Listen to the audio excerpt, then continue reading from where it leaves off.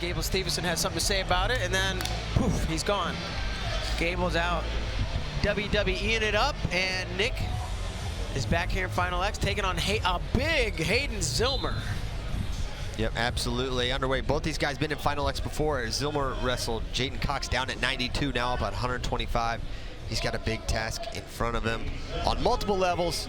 I see what you did there. Gwiazdowski presents a lot of different challenges. When he gets to your leg, he's a really consistent finisher if he can get to that lock. Finishes a lot of different ways as well. He's also got great hips. If you get on a leg and you're not in deep on Gwiz, he can get counter exposure. He can run behind for two. And he's got all the experience in the world. He's brought home world medals before. Hayden Zillmer continues to get better, continues to develop in Minnesota. I'm sure training alongside Gable Stevenson and Tony Nelson while he was there had to have a huge impact on him. And Nick Gwiazdowski has history in this building, not this exact room, but inside the arena here at Madison Square Garden back in 2016 in the NCAA Finals. One of the most epic NCAA Finals, and it was the main event. It was the last match of the entire tournament. Kyle Snyder and Nick Gwiazdowski, an overtime thriller. And Snyder was the returning Olympic champion at that, returning world champion at that point. Won the Olympics later that summer. And now a snatch single. Gwiz gets to the leg, falls down to the mat, gets all the way behind him though, in around the corner up to the waist, and he's gonna get two as he chases him out of bounds, and a takedown for Nick Gwiazdowski, the opening score of this bout. Yeah, great opening attack. Doesn't have to hit his knee, drops in there, gets his hand above the knee on that finish. No problem for Gwiz on the edge. Gwiz, a new addition up in Ithaca, New York. Now training at the Spartan Combat RTC. Mike Gray and Frank Pirelli in his corner. Of course, spent his college career, started at Binghamton and closed it out at NC State. Gwiazdowski now on staff as well at Cornell. So began his coaching career last year for the Big Red.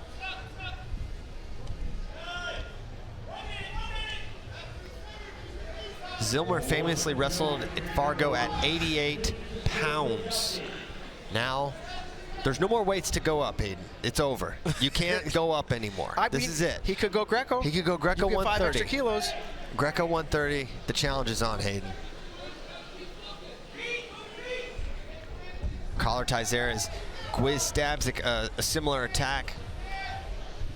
Gwiz can attack both sides. He likes to use stutter fakes from space to get to ties or get to legs.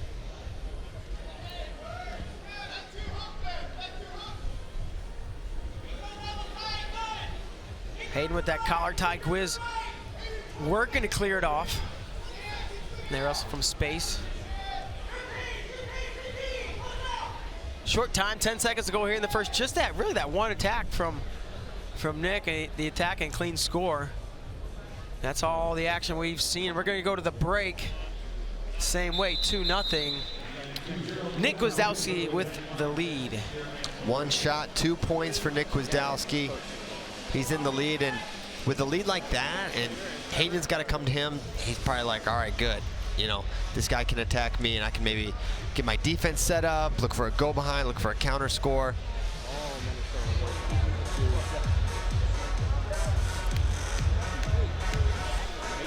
Gwiz got back on the team for the World Championships after not making the Olympic team. Represented Team USA at Oslo, Norway, where he fell in the bronze medal match. And we're back out. 3 minutes to go. Like you said, Zillmer will have to feel some urgency at some point here as he trails by 2, which could play into the reattacks of Gwiazdowski. Yeah, exchanging fakes there. Zillmer faked, and then Gwiz nearly snatched the single off the fake, and Zillmer looked again, but no committed leg attacks this second period.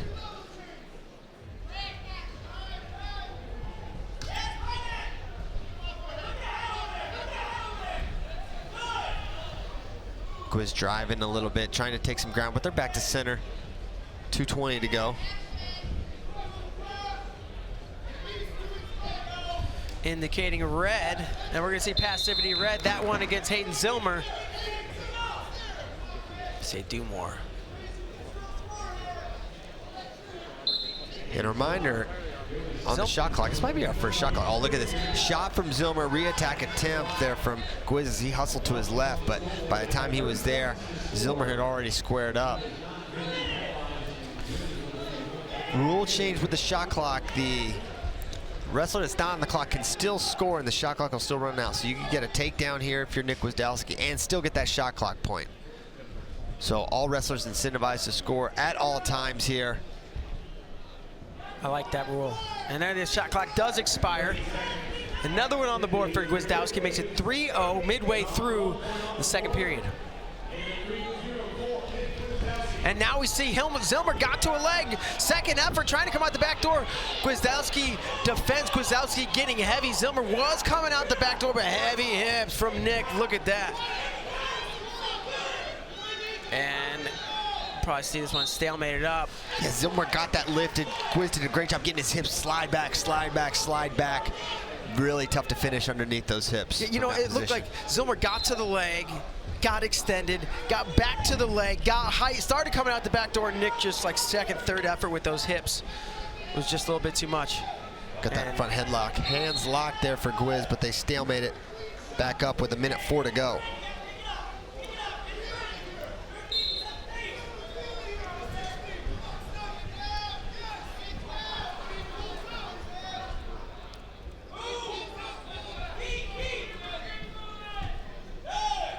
And once again, once again, second effort, almost there, but Gwiz just such a strong sprawl, such heavy hips, and he puts two more on the board as he breaks the lock and circles behind. So now a pretty comfortable 5-0 lead for Nick Gwiazdowski with just over 30 seconds remaining. Gwiz defensively is so dangerous when you're in on his legs. Just great sprawl defense, gets the leg, circles around. Gets two more, 5-0 lead now with 30 seconds to go. Zillmer gets in again, now standing single, kicks out. Does Gwiazdowski. He nailed it, right? His sprawl defense, his kick out defense, just tough to score on. And Zillmer takes shot after shot, and he just meets hips after hips. He comes up standing with 12 seconds to go. Zillmer not gonna stop attacking. Yeah, and again, he gets there, starts to come out back door, and again, Gwiz gets beat till the shot, but makes the adjustments, and it's just too much with his defense, and he'll take this match 5-0. Nick Gwiazdowski, your winner here in match number 1. I don't know what adjustments Zillmer can make. I think that's like a lunatic. You just gotta try to push the pace, a lot of attacks, give up some go-behinds maybe, but I'm not seeing any other way. I don't think you're snaking Nick Gwiazdowski. He's too savvy, he's too big, he's too good. And we're underway, match number 2, Nick Gwiazdowski in the red, Hayden Zillmer in the blue. There's that beat!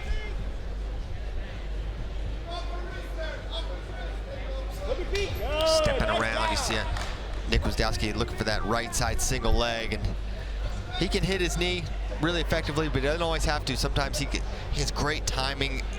Nick was really athletic.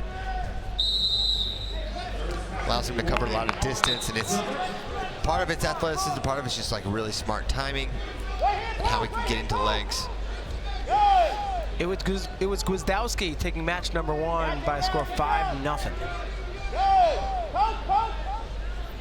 And when you saw this matchup, that was kind of, as you're making predictions, like, well, how's Hayden Zillmer gonna score? Well, so far we don't know.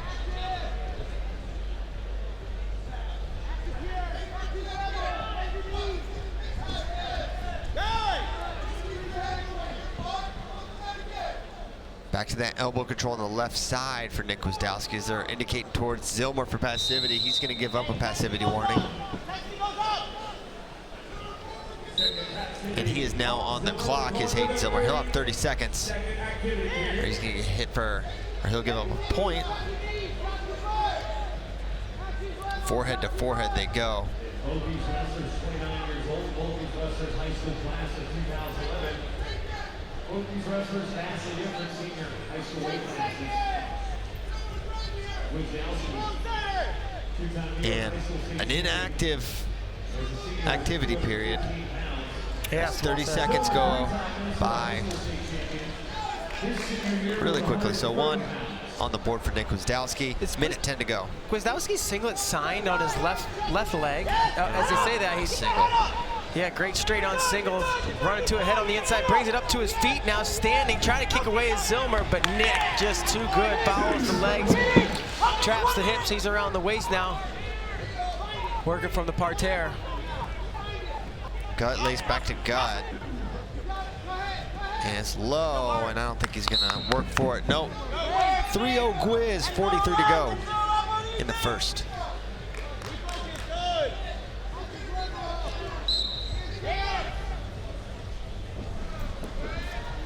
Pawing at that head. It's Nick Gwiazdowski trying to pull on the head, get a good reaction, fire back up. In on the legs. Hayden Zillmer tapping on the head, pulling on the collar tie. There's definitely a signed singlet. I don't know if he, I'm curious, did he sign his own, or did somebody else sign it, or is that like a signature line? A lot of questions, Christian. A lot of questions. Important questions here. Bader Will Not Wrestling knows what is on Nick Gwiazdowski's singlet. I'll find out. Eventually. Probably not before the match. Getting to his ties is Hayden Zillmer trying to pull Nick Gwiazdowski out of position. And the first period going to be in the books. 3-0 Nick Gwiazdowski. He's a period away from making yet another world team. Nick's made 4 world teams, Right. 17, 18, 19, and 21. 4 appearances, 2 medals. That's pretty good. 2019 Final X, he took out Gable Stevenson.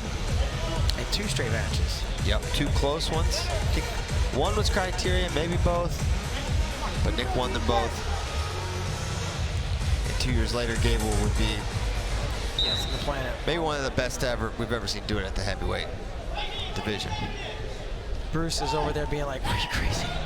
Oh, look at this, a tip, Nice. and I don't think he exposed. He did not. But it was a good counter, you know. If we're looking for good things to say about Zillmer.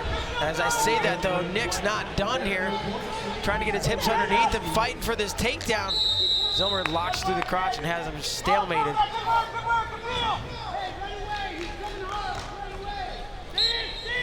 Yeah, good little threat there from Hayden Zillmer. Got his legs back at least. Got him out of danger, and Gwiz tried to pull himself up head outside, but wasn't able to secure a finish in time before they stalemated it back up to their feet with now 2:25 to go.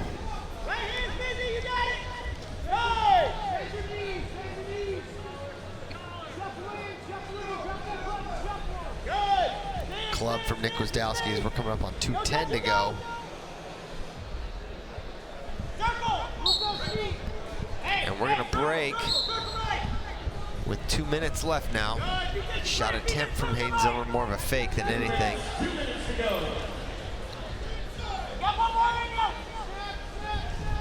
And looking for another single leg is Nick Gwiazdowski, trying to continue to work that right side single. Now elbow control. Zillmer's not been able to get any offense going as we're coming up on minute 40 now. Club and sweep attempt, but able to square up no problems, Nick Gwiazdowski.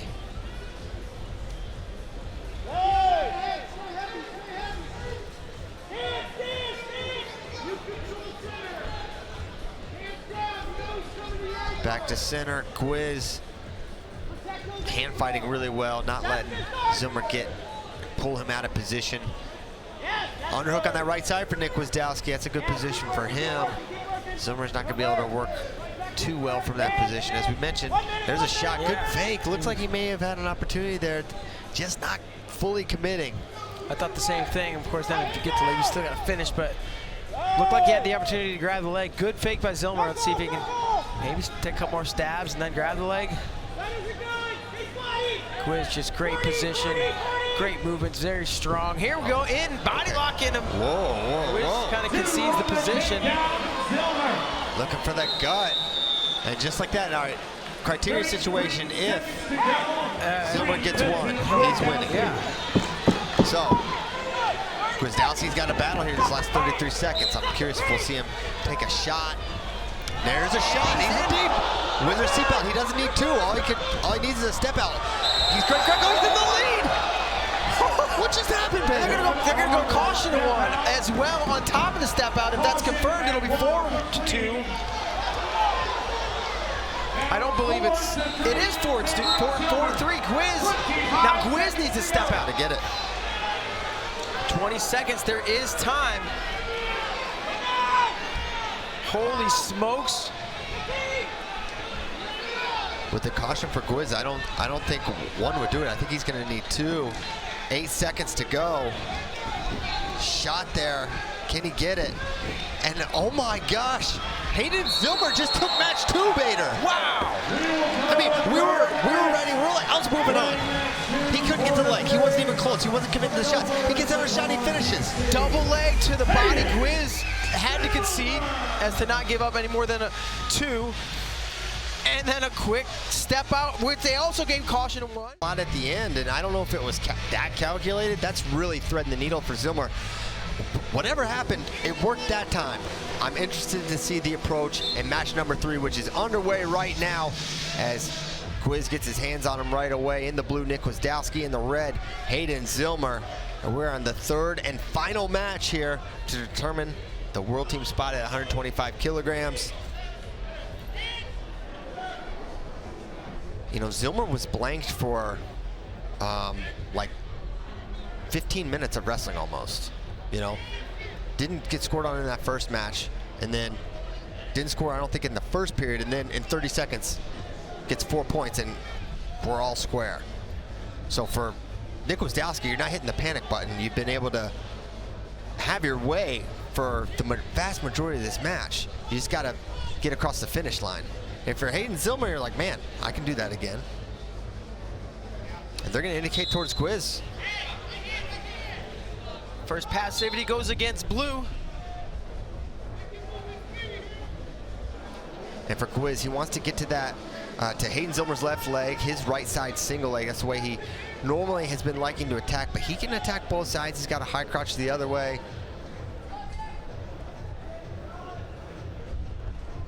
Hayden Zillmer, someone that's been on the cusp of a team. He's been in Final X before, lost to Jaden Cox. Now he's in Final X here. He made 2 national teams at one point, one in freestyle, one in Greco in the same year, which is an unbelievable accomplishment, as now Zillmer is warned for passivity.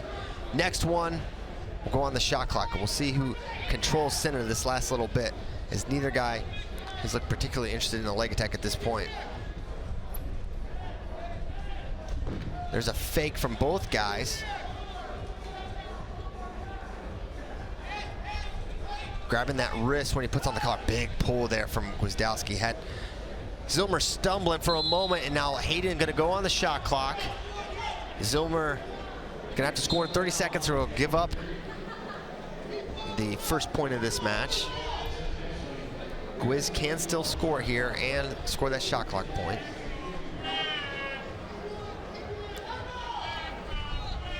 Little release there by Gwiazdowski. Zillmer tried to re-attack it to the left, not there, as we're on 10 seconds to go here in the shot clock.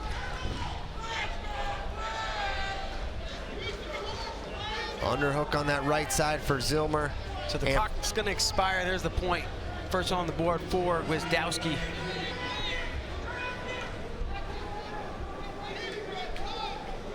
.30 to go in the first.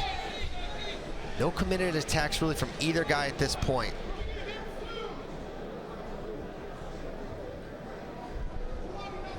And for Gwiazdowski on his leg attacks, Zillmer's not really threatened. There it goes one side, then the other.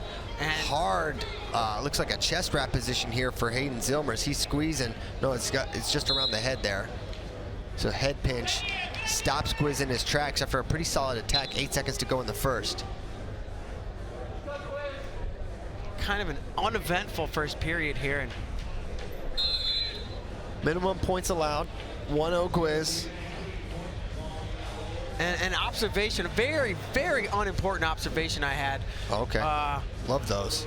He's got a signature on this singlet too. So somebody did sign this singlet. Oh my God. The singlet has a signature like in the design. in the exact same spot, but the other one was black, so it looked like it was done with a Sharpie. This one's red, and it matches. It's in the exact same spot, so there you go.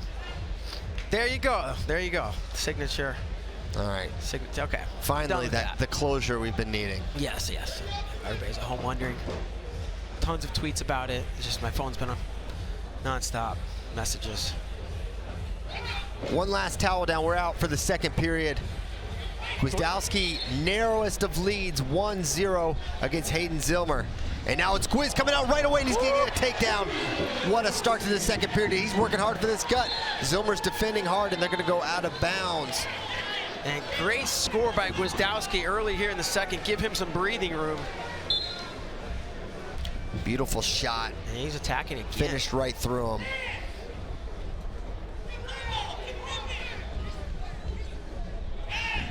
And pressing with some good pace there was Gwiazdowski. And I don't think Zillmer's could be able to wait till the last 30 this time.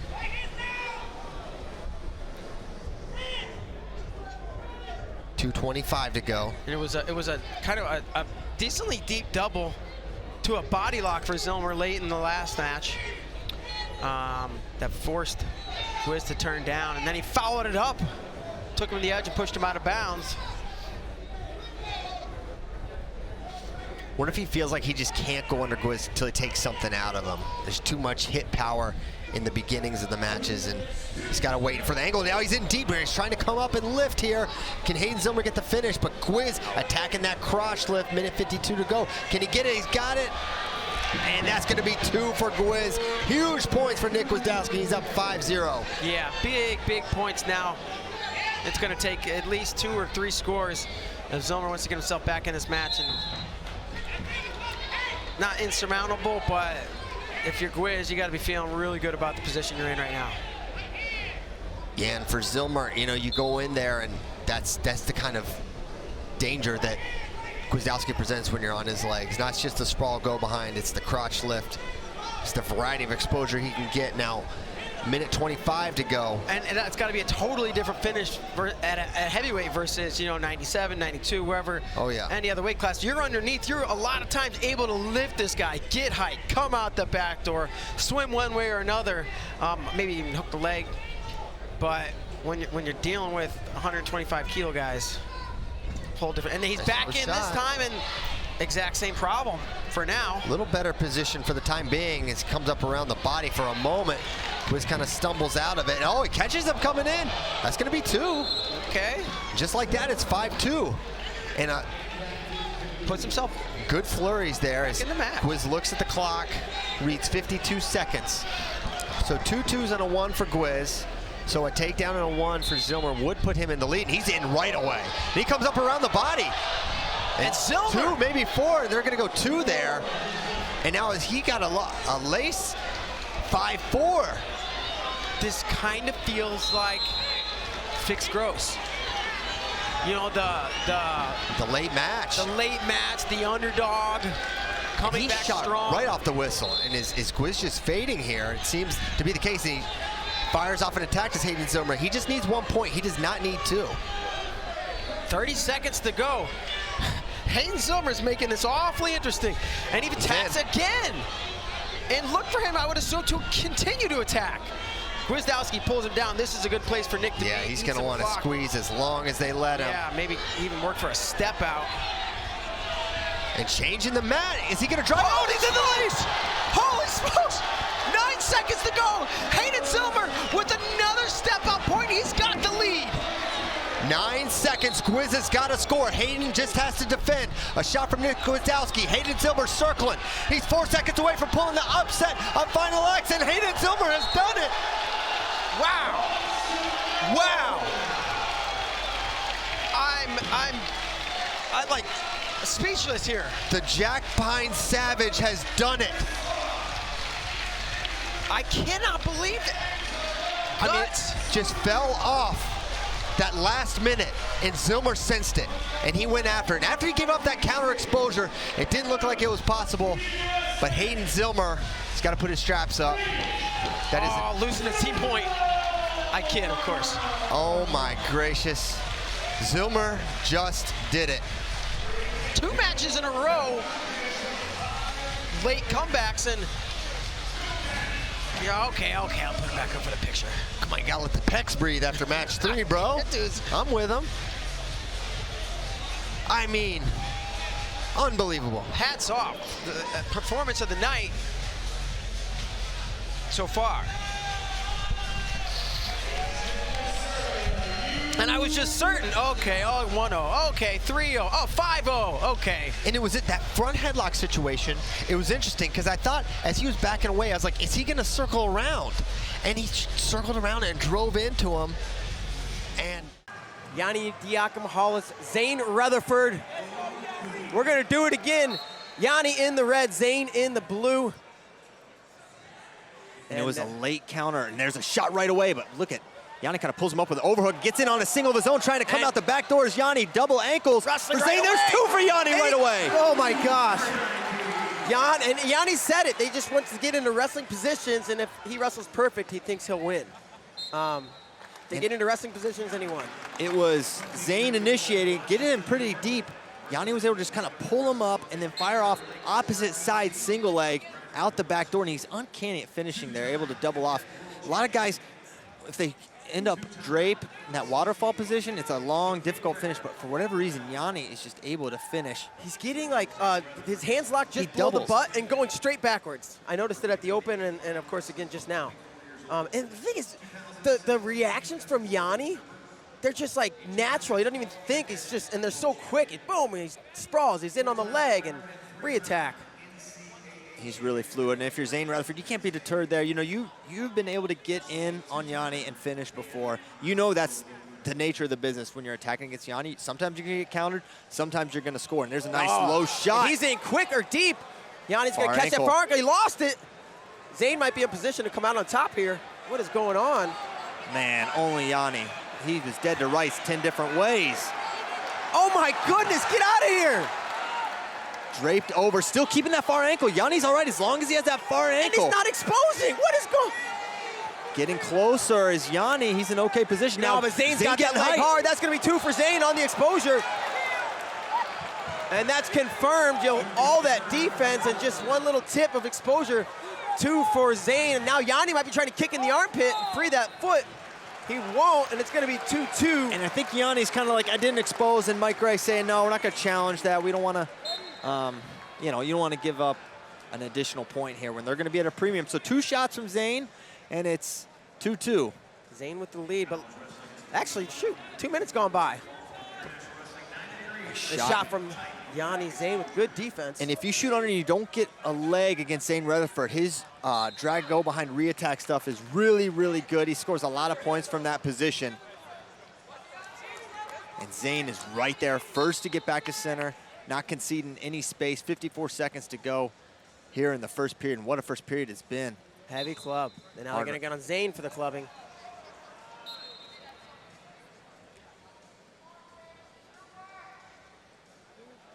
Zain very physical, heavy-handed.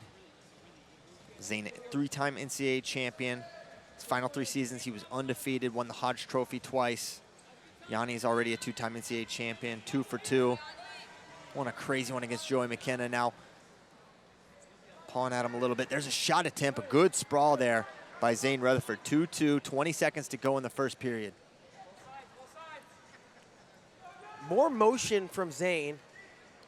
He's in and out, and he's popping. Yianni keeping good position, waiting to pick his attacks.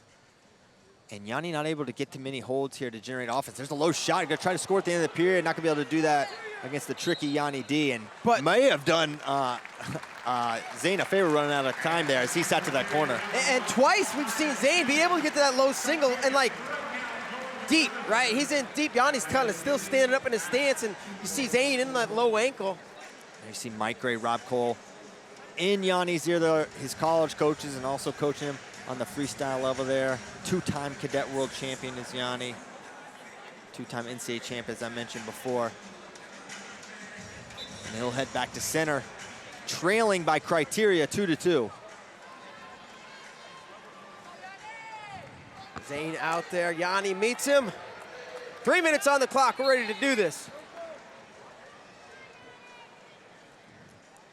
And Zain had the lead late last time. And, oh, almost had the single, did Yianni. Goes the other way with it. Yianni gets to the leg, but shallow. Good defense from Zain. Able to clear out.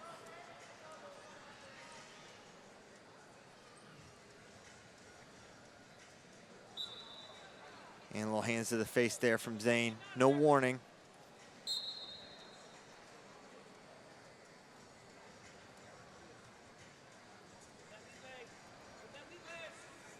Oh, there's a deep shot from Zain. He's in. Almost exposed He's going to there. score this. Oh. And they called 2. That's going to be confirmed Lace. as 2. And that's 2 wow. more.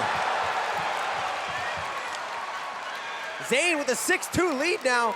And he's got a leg, and he's tough on this position.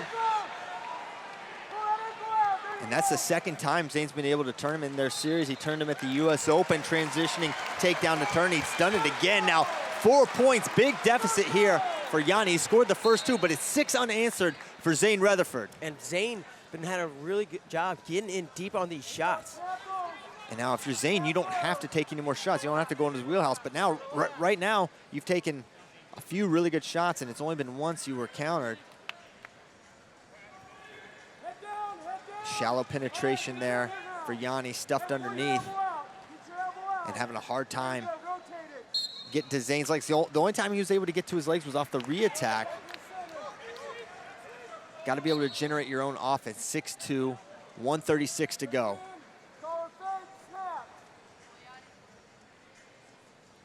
Yianni with another shot from Zain. He slips got it. right around the corner. Just like that, it's a 2-point match. 6-4. Zain with the lead. Yianni looking for a high cut. Zain trying to kind of wrestle from underneath. And they're going to stop it, put it back up on the feet. 1:17 to go. 1:17 to go. A big look into the corner from Yianni towards Mike Gray. Takedown for Yianni puts him in the lead, 6-6. It's all 2s for each guy so far. Takes another shot, was in underneath, but unable to grab the leg. Now front headlock position from Zain. Controls underhook on the right side, chin on the opposite. Stalemate, minute to go. Tons of time. You see Mike Gray over there in the corner with Yianni. Yianni takes another shot one way or the other. Zain defends. Yianni's Hands locked. Hands locked, but he's kind of shallow and extended. He can do it from here, but that Zain's far got ankle. an ankle, though. He's in a decent spot. It's going to make it tough for Yianni to come out on top. 44 to go. 2-point lead for Retherford. And they butt heads. And it's Yianni moving forward. 35. Oh, wow, there's that drag. Re-attack He's got for both Zain. ankles. Beautiful. He's got That's both nothing ankles. yet. He's in a decent spot. Zain probably going to score this. And now he's got the lace. There's 2. That could do it. What a job by Zain Retherford. Keeping both ankles is Yianni. 8-4, yeah. Zain up by 4, 14 seconds to go.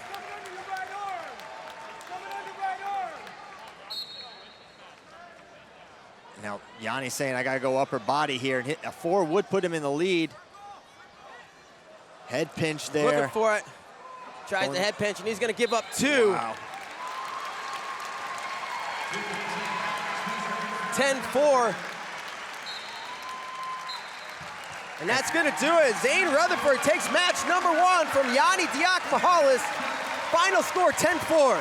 Quite a response from the Zain train. Looked great, but it was Zain in on the attack early and often. And they're right away doubling. That's 4. Right away for Zain Retherford. 4 and 2. And 2 more. No, I don't think you can get Yianni more than 2 out of that exchange. Well, 4 blue. They've got some sorting out to do. 4-4, no way. Well, did they say 4 and 2 and then 2? Yeah, I think that's right. Really? And no challenge Okay. from Penn State, but yeah. I didn't see that Zain exposed twice, but a lot happened in like 1 second. Yeah. And I tell you, 4-4. Zain's been off the whistle both matches, kind of getting Yianni maybe off balance or not ready. Man, I really can't wait to watch that exchange again. I didn't see that. And Yianni There's takes an single. attack, gets in on the leg, he's low, and he's gonna, Zain's tough in this chest strap. Yianni's gonna be careful here. Yianni might lose those ankles. Yep. Good defense from Zain Retherford. Now he comes a little bundle over the face. This And he's in on Yianni's leg now. Yianni gets his wizard free. Now he goes Whizzer hand, he comes over, locks through the set. crotch here. Yanni's tough here, but Zain's in like a better position. Zain's in deep on the hips. Is he doubled? Yanni's No. over the top. Yanni's gonna take him through. They called no points there at all. That's confirmed as no points. Yianni's close here. Wow, what wrestling here Yanni's early. coming out the back door now. Zain kind of controls his upper body with the legs, and we're in a standstill here. Yianni says, I'll hang here. Man, that's a lot of action for no points, and this crowd loves it.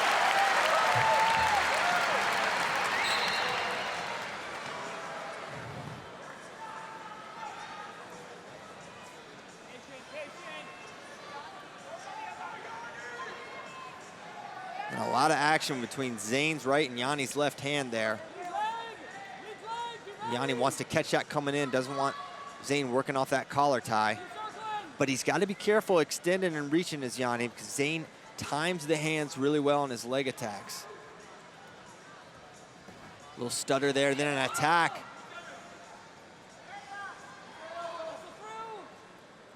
Yianni wants to hang here. Stalemate, 1:09 to go in the first. Hard pace from both guys. A lot of energy expended here. Oh, one way or the other, Yianni goes one way, drags the opposite. Can he get a turn? He's got that figure four, and the foot's in there. I don't know. It's kind of caught. I think that's on purpose. I from think Zain. Zain's putting it there, yeah. That way Yianni can't throw the leg in, right? Yeah. Get a figure forward. Those So little tricks. 6-4, and Yianni, Yanni's like, lead. he scores and the sequence gets done and they blow the whistle. He looks over at Mike and just a little like communication with their eyes and kind of a little nod. Yianni gives so much credit to the job Mike Gray has done in coaching him these last couple years at Cornell. 10 points on the board, 30 seconds to go in the first period. And we got a fun one on our hands here. Could see 10 more points in the second. We could see more here in the first.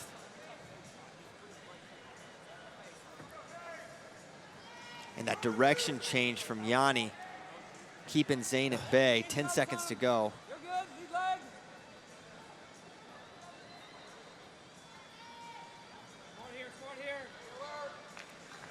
And Yianni really aware. Zain got in deep at the end of the first period, and I think Yianni didn't want to give up anything silly there at the end. Stayed low. 6-4 after one. Let's shut that right off the whistle. Handshake, boom, club shot, double. There's two. There's two, and another two. Okay, there we go. Yeah. It kind of seemed like Zain exposed himself on the finish initially. Like, you know what I'm saying? Yeah. Like, either way, and they called it.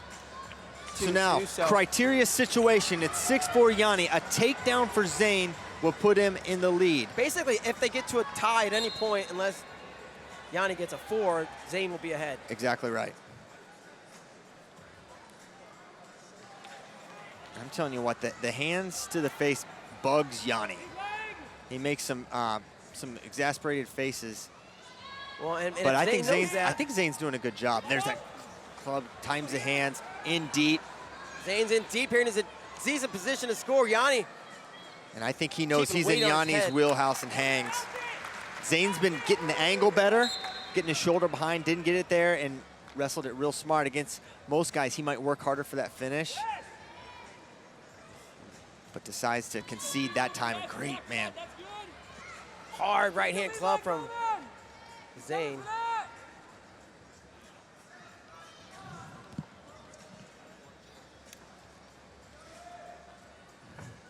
Minute 10 to go.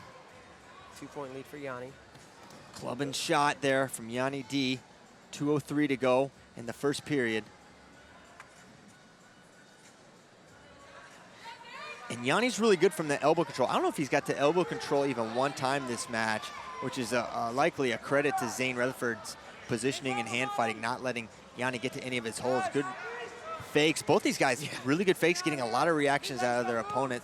1:40 to go in the second period. Still 6-4 Yianni. Yeah, much slower pace here in the second. We saw 8 points in the opening 5 seconds, 10 seconds of the last period. None in the first half of this one. It's just flurries. Oh, I thought he was there. Zain. If Zain pulls the trigger, he might have got in. Yianni pulls the trigger. Zain defends. Zain's reaction speed has been really good against a lot of Yianni's shots. Sprawling down to his knees, making it really tough for him to get in.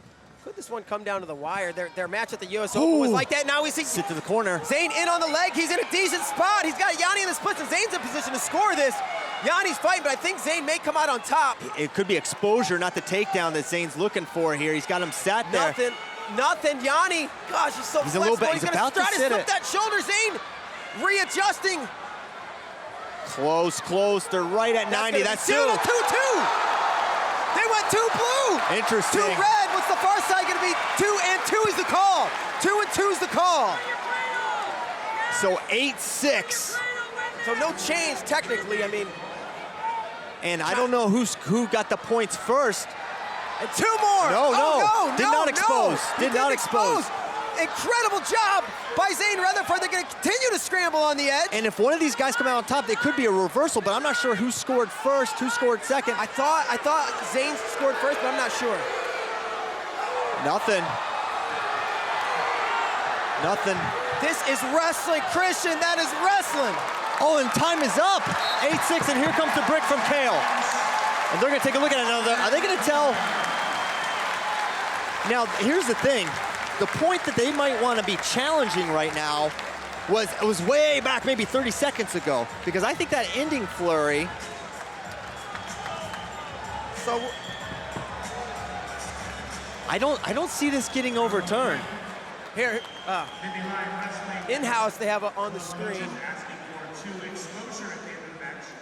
They're actually for 2 exposure at the end of the match. I don't think it's coming.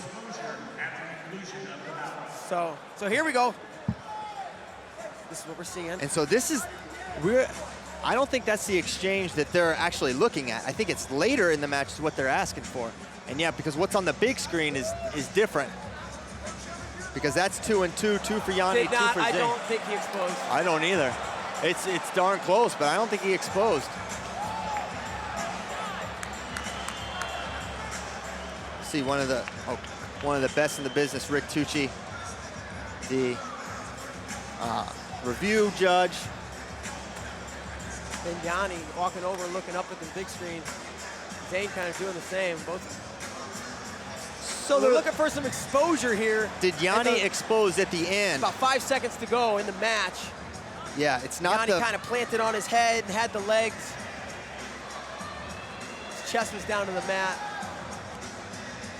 And they've got it up on the big screen. That's what Yianni's looking at. They don't have it here. There we go. So does Yianni break 90? No. Close there. So close, but not. I don't think so, but you can't even tell, right? So even if he did. Oh, now they're going all the way back.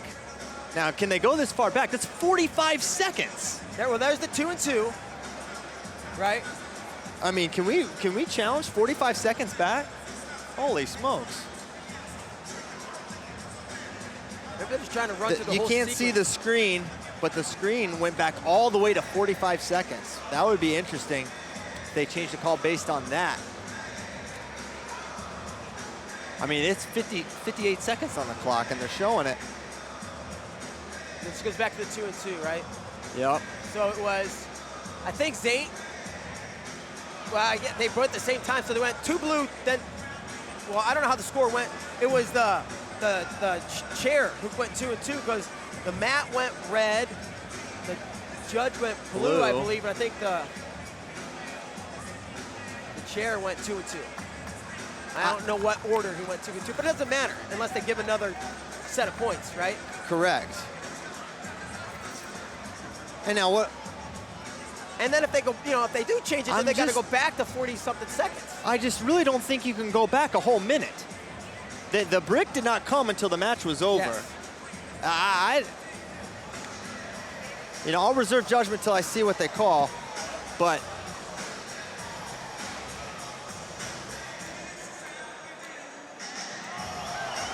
Two red. So. Zane's gonna win? Zain won. Well, they go. Challenge. What do you get challenge? Yeah. Well, So where it's did 6-6. I'm not sure where the last 2 came from. So they went back a minute. Unbelievable. And Yianni's handing him the brick. They went back an entire minute. The brick didn't come until the match was over. I don't know about this. And Yianni, not happy. And the crowd isn't either.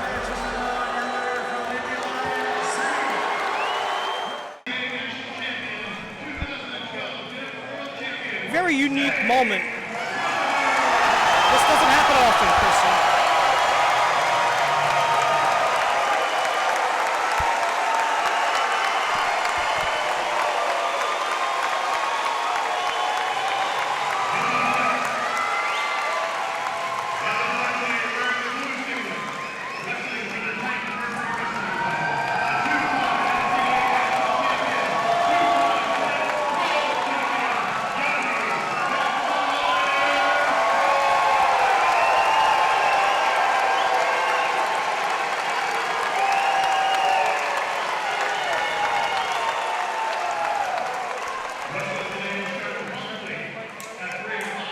This is wild, Willie.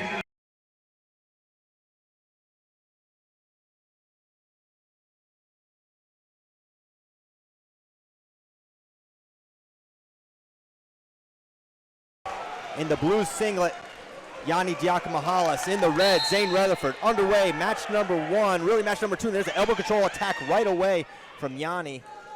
Good defense there early. You see elbow control on that right side for Zain. They're just going to hang here till they're brought back up. 11 seconds in, early attack. No penetration there for Yianni Diakomihalis, who's had success from that elbow control left side.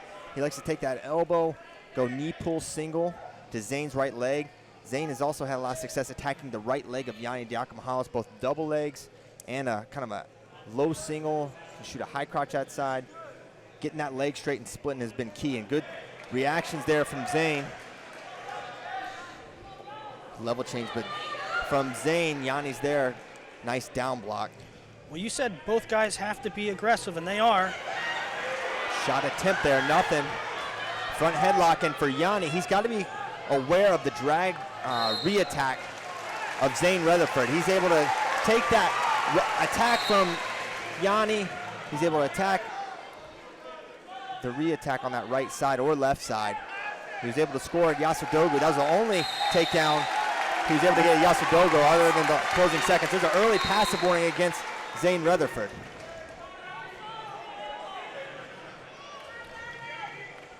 Yianni holding center most of the time. That's one of the big surprises of this rivalry is how Yianni, as a true sophomore in college, has been able to handle the physicality of Zain Retherford, one of the most brutal physical punch. Nice little double. Good shot for Zain. He's in good position, but that looks like maybe nearly points for Yianni. I'm not sure. Now Yanni's right in his wheelhouse. Zain trying to maybe just be flat and hold on. And we're going to have a challenge brick already here from the Penn State coach staff. Interesting. And No we'll points awarded, Christian. Yianni exposed or not. And I don't think Zain knows the brick came. No. Just and, to be Zain clear, says, no points were awarded. Nothing. And honestly, they both were close to exposing each other. Absolutely. I thought Yianni might have been just as close, and now, go figure, we're right back where we kind of left off with this rivalry, looking at a challenge. This time it's early, and we'll see an early exposure. Physical punch. Nice little double. Good shot for Zain. He's in good position. Yianni looks like maybe nearly points for Yianni. I'm not sure. Now Yanni's right in his wheelhouse. Zain trying to maybe these two do not make it easy. We're going to have a challenge brick already. See if they go back and from the Penn State coach staff. Interesting. Well, one thing's for sure, Christian, we didn't know what type of match we double. get, but we Good shot for Zain. He's in good position. That looks like maybe nearly points for Yianni. I'm not sure. Now Yanni's right in his wheelhouse. Zain white paddle, so it's going to be one for Yianni on the failed challenge. It was close. Dang close. One on the board for Yianni halfway through the first period. So 1-0, but a good attack from Zain. And I don't know if the 1 point's so huge, Christian, but the loss of brick might be. Nice little knee pull. Head outside now, no head right in the knee for Yianni, but looking to sit the corner is Zain Retherford. And now Zain in good position. Who's points? 2 red offered. And 2 red for Zain on the exposure. Great job by Zain. He's going to look out, but now Yanni's in position. Could he come around for two of his own? Nothing yet. And Kale and Cody Sanderson telling Zain to get up, get height. 48 seconds to go, they're back 47. up. Good exchange there.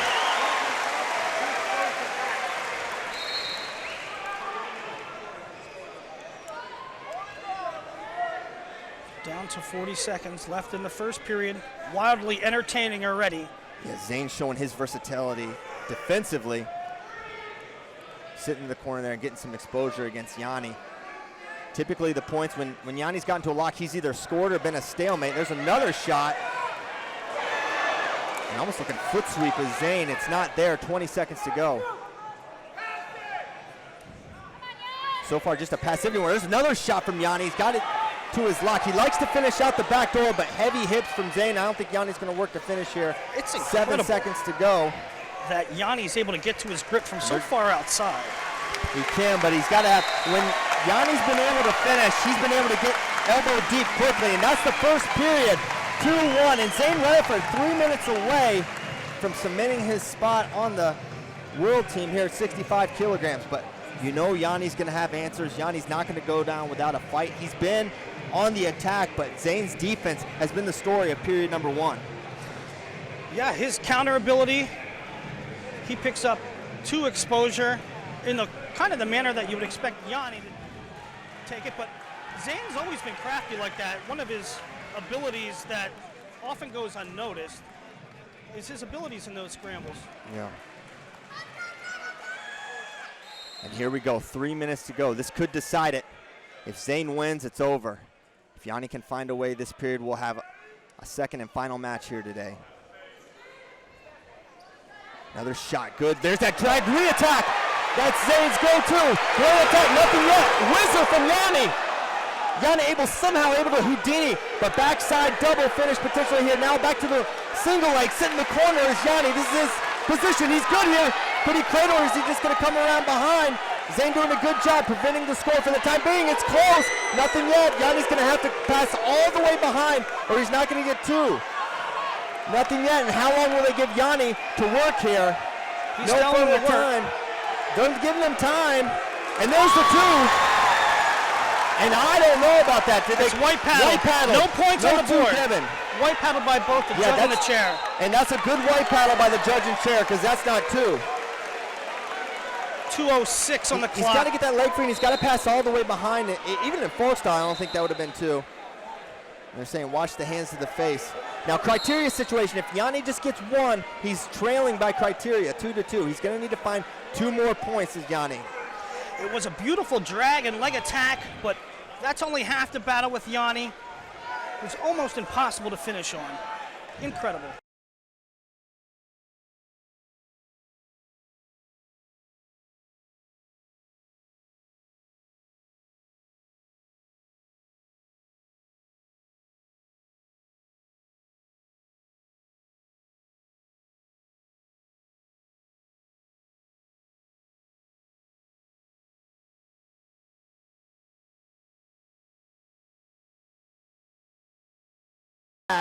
To Zain's left leg at final X, but it hasn't been there. Another shot, and Zain looks like he's got a good read on Yianni's leg attacks as he looks for a drag re-attack of his own. 1:14 to go.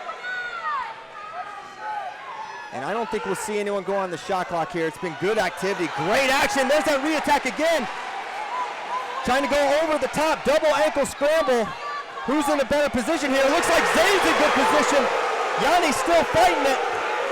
Nothing yet, 55 seconds to go. And what a job by Zain. He's keeping his head in perfect position, and now he's holding and squeezing. Not gonna be able to counter from there, stalemate. Good job by Zain, knowing when he's not gonna get the finish, how to hang on for the stalemate. Great skill there, 43 seconds to go. Yianni needs 2, 1 won't do it for Yianni. And also with enough mat savviness to not get countered there. Another shot, double leg. Zain doesn't let him in. And one thing we haven't even mentioned, Zain looks perfectly healthy, very quick, very strong here. No lingering effects of the knee injury as far as I can tell. 30 seconds to go. And they're gonna hit him for attention. 25 to go. 25 left. Yianni's got to go. Other side. Oh! Zain's in good position. Now Zain drops down to the single. Yianni's threatening in 15 seconds. Yianni's got to find his way to 2 points. Can he get it? Trying to jump over the top is Yianni Diakomihalis. 8 seconds to go. What can he do? Trying to come around behind. They stalemate it. They will run red for kicking. Caution 1 to Zain, but it's white paddled. It's going to stay to 2-1 with 6 to go. Hail Mary time for Yianni. He's got to go. 2 and 1. Zain Retherford. And he is fired up. The long saga comes to an end. And in a couple weeks, this man is going to represent the United States of America at the World Championships.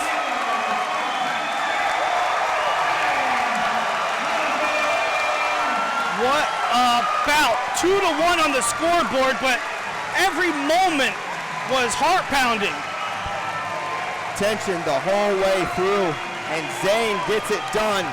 2-1. One of the ways Marsteller is able to keep that score low is he is so savvy on the edge, uses that grounded rule to his advantage because, like he said, if it's a rule that exists, I'm gonna do it to the best that I can. And you've got to use it against Jordan Burroughs, and we're underway. 79 kilograms in the red, Jordan Burroughs in the blue, Chance Marsteller, New York City RTC.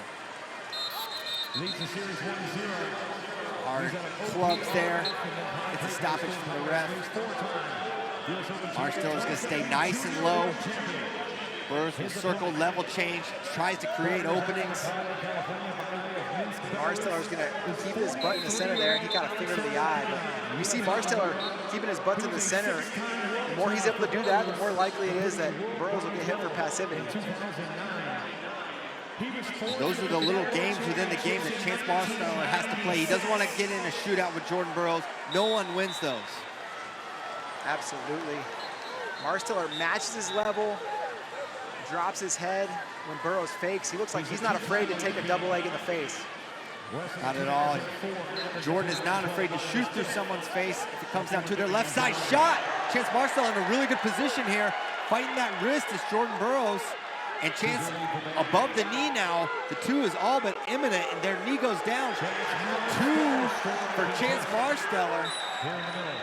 Marsteller with the early lead, looking for a leg lace. Now trying to come up to a gut. No parterre points, but early lead for Chance Marsteller. I don't know who saw that coming, especially that way. Beautiful attack, great finish. And now this is something that, talking with Kozak this morning, he's like, I think Jordan needs to wrestle from a lead, get the lead early. Well, that didn't happen. He's going to be coming from behind now. And we're going to look at that yellow blood time. And Burroughs really just kind of out of position, kind of standing up. Marsteller fires, and he's in such good position.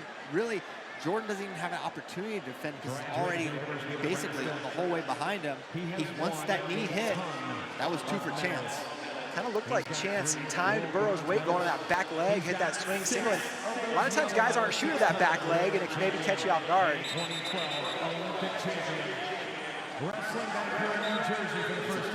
If you're Jordan, you got to be maybe a little more positionally disciplined.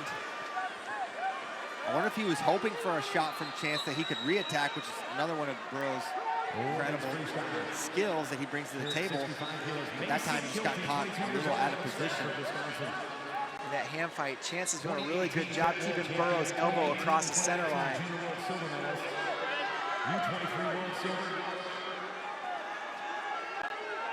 On at the head is Jordan Burroughs, and they're going to indicate passivity. Jordan Burroughs, not the first period Jordan was looking for, but we're still just one.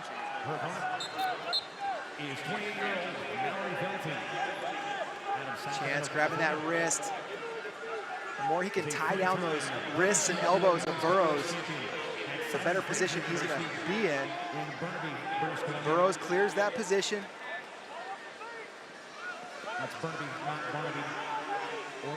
Minute to go now. Jordan trying to create an opening, using those level changes and snaps. Burroughs trying to use fakes to get Chance out of position, but Chance seems prepared for it. Chance, a true student of the sport. Been thinking about wrestling Jordan Burroughs for an entire year. Now he's putting himself in great position in this first period. but we've seen over the years Jordan Burroughs so good late in matches, the tactics, the savvy. He finds ways to win matches when it doesn't look like it's going his way, as we got a little blood time here for Chance, I think. Yeah, he's got his nose, probably gonna get a plug in there. Burroughs got Chance hit for passivity, and that's a good sign. Sometimes when Burroughs clears and circles to set up his fakes, he gives up center of the mat, but he's doing a much better job staying in the center, and now there's a chance that Marsteller will go on the clock.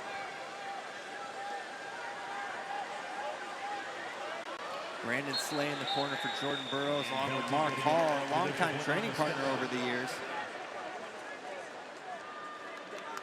Let's see where the impact happened here. But they appear to be cleaned up. I think we're going to be getting started soon. Here we go, 25 to go. You see more level changes, a little more aggression out of Jordan. Clubbing going right and left, trying to find his way to a leg. Burroughs historically really good at scoring into the end of periods. Looks for that attack. 10 seconds to go. Going one way, then the other is Jordan Burroughs. 7 seconds remaining. And that's going to do it. 2-0 Chance after one. Burroughs put a sprint together at the end of that period, and that's one of the things that he brings to the table better than just about anybody, is getting a point or two in the last 20 or 30 seconds. Chance Marsteller did not let that happen. There you get a look at the corners. And Kozak, he knew that this was a possibility. Chance scores early. Burroughs has a much steeper hill to climb.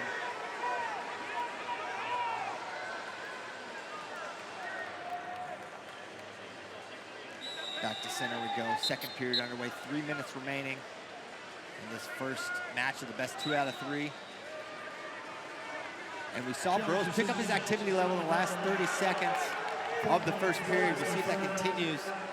We're underway in the second now. It's an attention against Burroughs. A little too active with the hands, they're saying.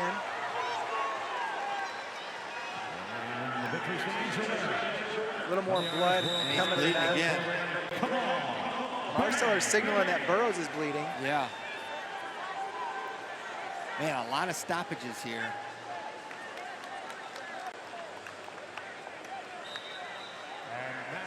Burroughs tried to handle it with the towel, but I think the trainer's going to get involved. Marsteller, he has more than one reason to believe he can beat Burroughs. Not only did he take a match from him a year ago, but beat the Iranian Savakui, who has a win over Burroughs.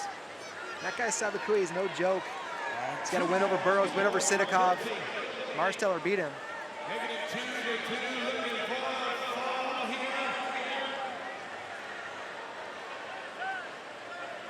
And all these stoppages, you gotta figure they don't favor Jordan Burroughs. Man, you can't help but think back to the disastrous 2016 Rio Olympic Games match against Godoyev, where there was blood times and hands to face and stoppage. And Burroughs could not get his offense going, couldn't get the timing going because of all the stoppages, and now we have another match full of them. But still a lot of time remaining. It's 2:46 to go in the second period. All right, one last little cleanup effort on the mat, and hopefully we can get back to some wrestling. Yeah, here. we might be seeing this guy again soon. It's not good when you got two guys taking turns bleeding. Yeah. All right, here we go. Second period continues, 2:40 to go. Look at that. Lunge and circle down to the right for Jordan. Has not got to a leg yet. Burroughs, I think, knows it's going to be tough to go through Marsteller with that low stance, trying to get around him, find an angle. And the takedown for Burroughs would put him in the lead by criteria. So he doesn't need multiple scores at this point. Chance, if he could find a way to a point here, that would be absolutely huge. As Jordan is having a really hard time finding and creating an opening against Chance Marsteller. Nose plug on the mat, but right now they're going to let it go. And there we go. Yeah. We can't go 30 seconds without a stoppage. It's a tough way to wrestle a match if you're trying to build momentum and come from behind. Chance is frustrated too. He wants. Yeah, he doesn't want this. He doesn't want this.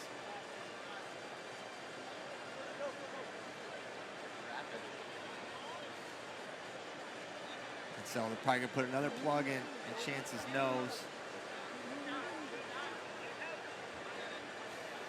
Yeah. Should be ready to go.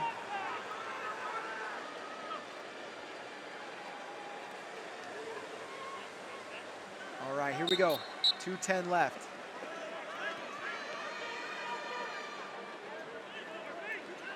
Hard fakes there from Burroughs. He's getting some reactions now as Burroughs. A lot of down blocks, and those can create some openings for Jordan. Shallow bite on that left leg of Marsteller. Nothing there yet. Minute 50 to go.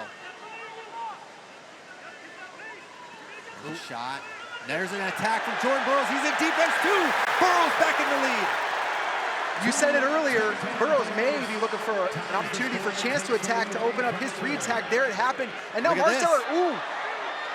He's really wrestling out of position as Burroughs takes the lead for the first time here. And now they're on the edge. This should be a grounded position. And think how many efforts, how many attempts it took from Jordan Burroughs just to get that one opening. We're back to center. Now it's Marsteller who needs to score. Any point will do, obviously, as it's tied 2-2.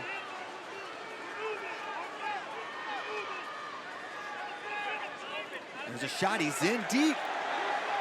Good head position here. Now the Wizard splits here for Jordan Burroughs. This is a huge exchange, minute 5 to go as he's got Burroughs standing and Chance gonna retake the lead. The question is 1 or 2, what's the call? 1 from the official, 2 and 1 confirmed. So it's a 1-point lead for Chance. Burroughs has a minute to score a point.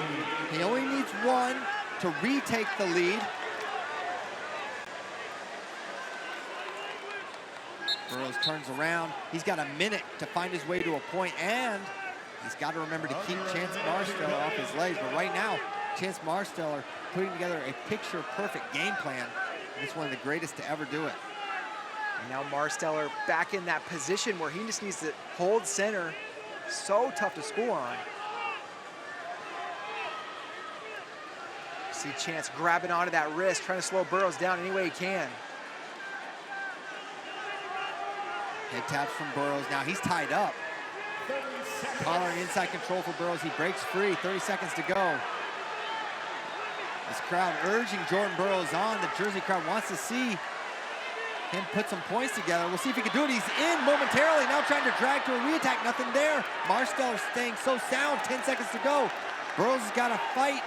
Try to find that opening. A lot of fakes from Jordan, finds his way to a leg momentarily, but it's an over-under position, and Chance Marsteller gonna take match 1. Jordan Burroughs drops to a knee. He wants a brick. I don't know why. What did Burroughs think he saw? Singlet pull? It's gotta be something like a singlet pull. Yeah. Yeah, we'll see. I didn't notice it. I wasn't looking for it either. I didn't either. So hopefully we can get a replay. It's maybe that final, I don't know, 15 seconds maybe? I'm not sure. And if this stands. Coach Slay was grabbing the leg part of his pants, so we'll see. Yeah, this will be watch interesting. and see. It's not gonna be here. It would have been before. So we're gonna have to back it up. The crowd reacting like they might see something.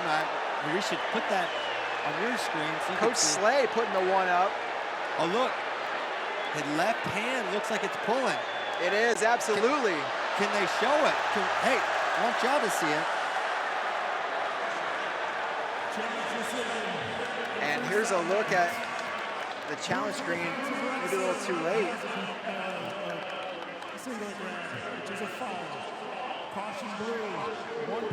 There it is. Oh my gosh. Mark Hall in the corner of your screen. Jordan just won the match on the singlet pull. Mark Hall in the corner of your screen pointing to his head, saying, hey, too smart.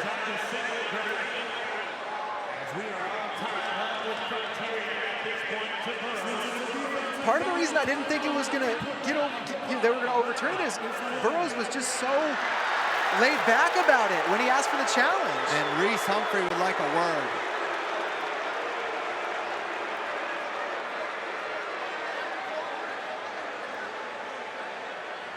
And Reese is saying they didn't throw the brick in time.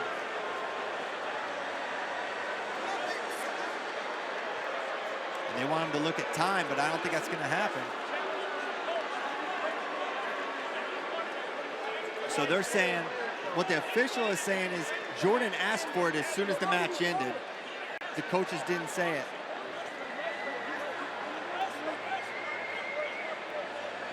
So the contention here is you have a limited amount of time to throw the brick after you believe there's a bad call. Yeah. So what the chairman here is saying is Jordan asked for it the moment the match ended, so that works. Burroughs was, and he was so nonchalant about it. Yes, people are going to be talking about this. And man, can we get that? Yeah, would be great to get another look at that. And Chance is not wanting to shake hands. He does not want to get off the mat.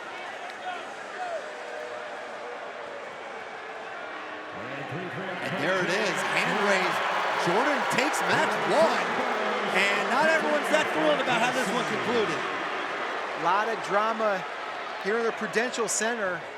Not the way probably Burroughs wanted to win. I don't take a side on the call. I don't know what is the right thing to do in that situation. Because going back 16 seconds and saying, nope, he won, that's tough. But also, you can't pull the singlet. Yeah. Let's have fewer singlet pulls in this one, hopefully. I would love to have one fewer singlet pull. Let the skills win out here as we are underway in match number 2, Jordan Burroughs versus Chance Marsteller.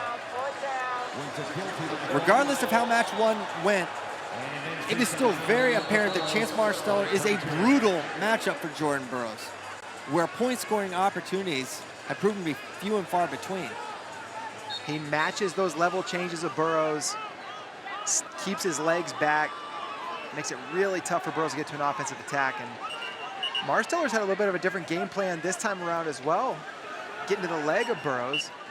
Last year it was the arm spins and edge of the mat tactics. He's already shown a different game plan. And right away, blue passive. They're going to warn Jordan. That's his first one.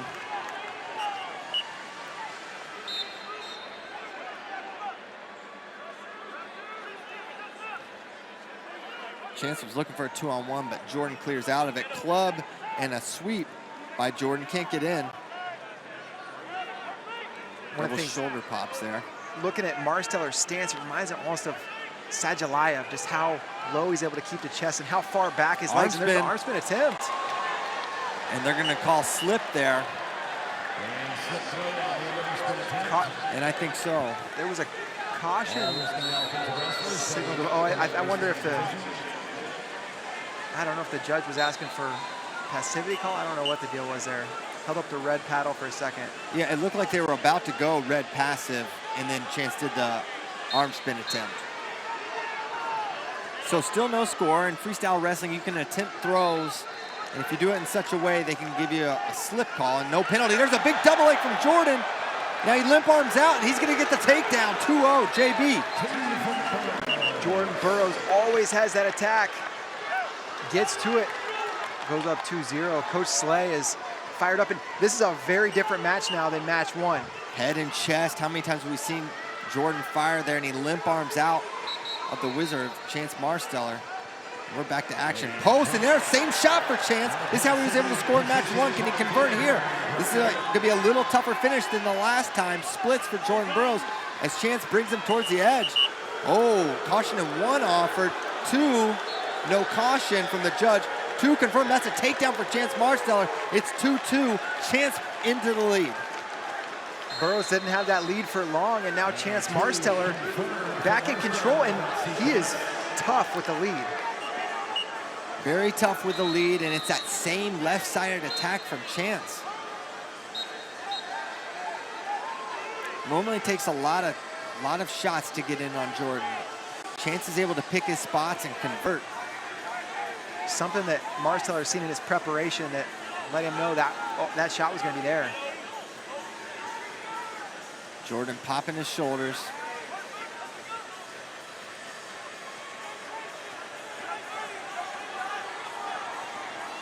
.33 to go. A lot of times Burroughs tries to score at the end of a period. Good level changes. Man, he's getting close to that ankle. He's trying to go left hand to the head. Right hand drops in that single, but Chance is ready for it. And that's an attack that Jordan has hit on Chance in the past, including an overseas match. But the tactics of Marsteller are keeping him at bay for the time being. And the first period comes to an end with a 2-2 lead for Chance Marsteller. And he once again finds himself knocking out the door of beating Jordan Burroughs. The question is, can he shut the door in match number 2? Yeah, you got to wonder, Burroughs with 3 minutes to try to regain the lead. The thing that's incredible to me is how quickly Marsteller was able to finish that takedown right after Jordan Burroughs scored. He was ready to defend that split position. He got the lift and was able to get around the body and convince the officials it was worthy of a 2-point takedown. And we are now underway, second period. Marsteller and Burroughs. Burroughs posted on those shoulders. He wants a little space work and he gets for a double, but Marsteller stops it. Marsteller doesn't really react much too, and there's back in, same shot. He's in again, his Chance. Oh my goodness, what a finish by Chance. 4-2. Marsteller goes horseshoe finish, gets on top. And unreal. Burroughs needs a takedown. Takedown would put Jordan back up. 4-4 by criteria. 2-1s wouldn't do it. And it's that same attack for Chance.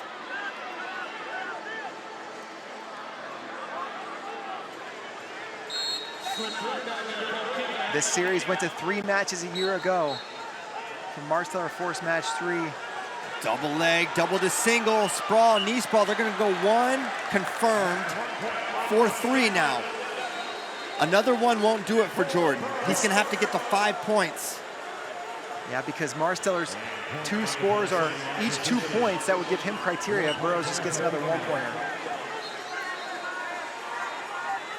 Question is, can Marsteller find his way to that left leg of Jordan Burroughs again? Another shot for Chance, but this time Burroughs able to catch. He's in a short offense position.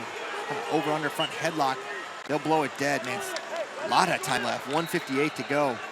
And Chance knows he's not gonna be able to just hang on to this lead. He's probably gonna have to get another point or 2 to hold off Jordan Burroughs.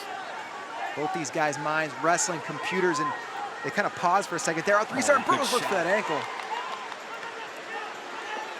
Man, shot, re-attack by Chance, and now blowing through him. Oh, they blow it dead though.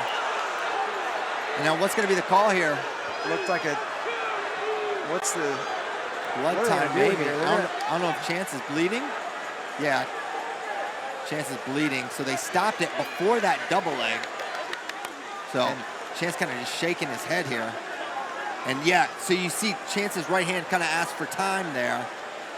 But Burroughs is gonna wrestle till he hears the whistle. But yeah, a little bit of blood to contend with. And once again, this was another thing we talked about in match 1. All the stoppages and disruptions. And to this point, there hadn't been any. But now that he's got another, open wound here, are we gonna have like a bunch of start, stop, start, stop? It's that same nose that was bleeding, that same nosebleed that he had. It's his same nose. Same nose? It's the same blood from last time, the nose, and there we go. Another look at it. Yeah. It's just the one nose. You never know which one's gonna bleed. Minute 41 left in this match. Plenty of time, but a lot of times Burroughs takes a little while to load up the attack, get his motion going, his fakes. Jordan has been more offensive this match than in match 1. He's fired off a lot more attacks. All right, back underway. Minute 40 to go. Another shot attempt from Chance Marsteller, trying to get that left-sided attack. Shot defended by Chance here. 90 seconds to go. Another shot. Man, a lot of offense from Chance Marsteller with the lead.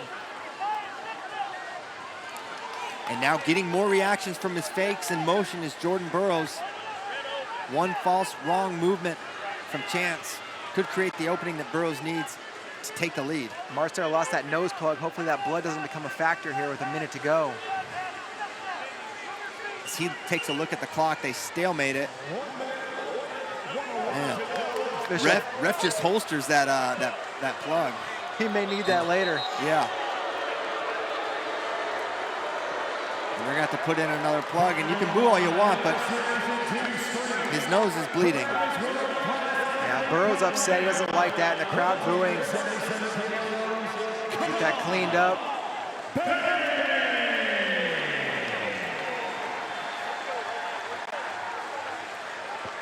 So a minute 1 to go, 4-3. Jordan Burroughs needs to get to 5 points. He can't win 4-4. Chance trying to get his hands on Jordan, slow him down. Maybe find an opening of his own. So many level change fakes. Jordan's been trying to circle to that right side for a while. Been coming up short. Now shot, re-attack from Jordan, but able to square up really well as Chance Marsteller. 37 seconds to go. Underhook, double underhook, and they're gonna stop it. Why? For attention. Slay in the corner wants him to let it go. I agree. I think that's a disadvantage for Jordan. He's a rhythm and timing wrestler, and every stoppage sort of makes him have to start over some of that process. But you can understand why the official wants Marsteller to stay engaged. Front headlock now for Jordan Burroughs. I don't know. Caution one, offered and confirmed. Man alive. For what? For what? Circling and backing, for what? Backing up. If they called it's a front headlock. If they called passivity, that would be one thing, but caution of one is a little different. All right, learning a lot today. 13 seconds to go. Jordan's in position, he's got the single leg. If he finishes or gets one, he's gonna take the lead. Nothing. Marsteller How did he defend? circles. How did he defend that? Chance Marsteller does it. 4-4, we will have a third match. For the second year in a row. Oh boy. Chance Marsteller takes a match, or so we think. It was a brick after the conclusion of regulation in match 1 that flipped the result for Burroughs, and I don't know what they're looking at this time. I think they're wanting it to be called a takedown, but Marsteller pretty clearly evaded. If they give 2 here, this is going to be like a. Yeah, it is going to be a mob scene. It really if they change another result. That looked like a clean defense there to me for Marsteller. There it is. We'll have a third match, David Bray. Marsteller does it again. And that was not just a positional battle. It was 2 takedowns for Chance Marsteller. And Coach Slay not happy, but I think the right guy won that match. Not a lot of people have left their seats.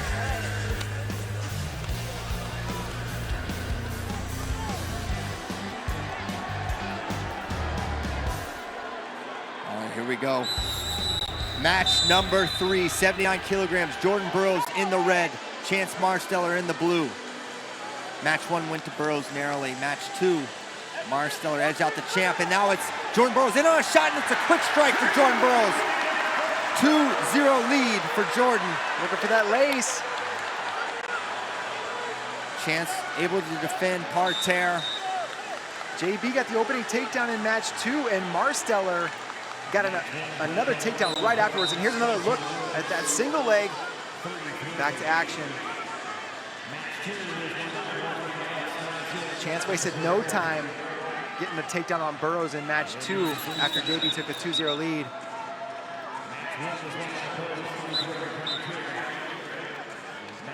So a quick start for Jordan Burroughs. This is what Kozak said Jordan needed to do. He needs to wrestle from a lead.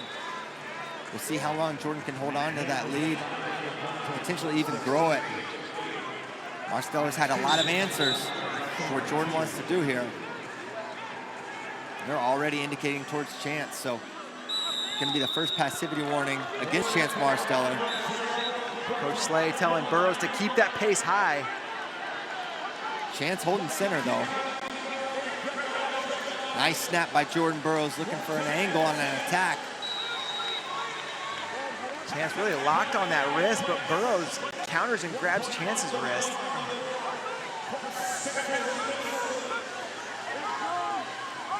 Inside control for Jordan Burroughs. Cleared out. Minute 35 to go in the first. And the whistle is trying to get Chance on the clock already. There's a shot, nice single leg by Jordan. Shin whizzer from Chance Marsteller trying to defend, and he's able to slide that leg out. How many times have we seen Chance defend a single leg shot like that? He's so good there. So able to avoid giving up the takedowns, Chance Marsteller, but we have not seen Chance able to fire off an attack, and now Chance gonna go on the clock. Marsteller fans in the building not happy with that. Felt like Chance was holding center.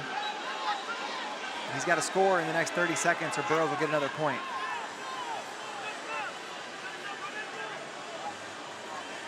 Collar an ankle attempt there from Chance Marsteller. 52 seconds to go in regulation as the shot clock ticks over 18 seconds now. Potentially another point coming for Jordan Burroughs. And Jordan is keeping, and there's that shot again. I was just gonna say, Jordan is keeping his left leg way back. Maybe an adjustment, keeping Chance away from that leg that he was able to score on a couple times in match 2. Yeah, it seems like a big adjustment. And now with a 3-0 lead, 20 seconds left in the first. And they're gonna hit Jordan for attention for the club, but we're back going, 17 seconds to go.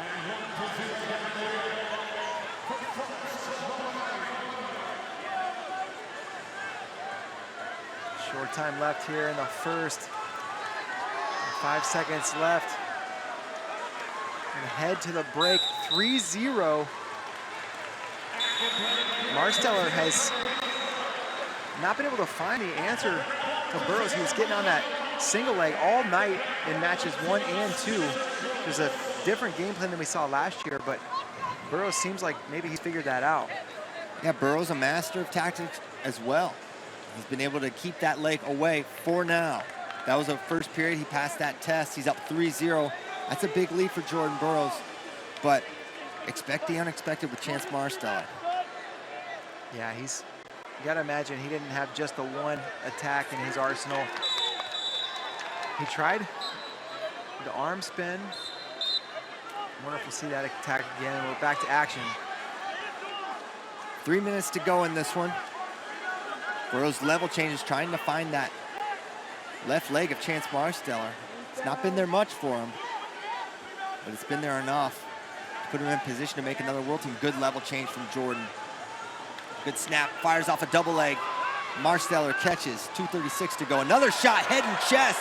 Heavy hips from Chance Marsteller, feeds him all of them. Able to stave off that takedown. Chance gonna fire off an attack. Great exchange, another attack for Chance Marsteller. He's on a single other side. Can he get one? Yes. 3-1 now the score. Now a takedown will put Marsteller in the lead, 2:22 to go. Something's on the mat and we're back to action.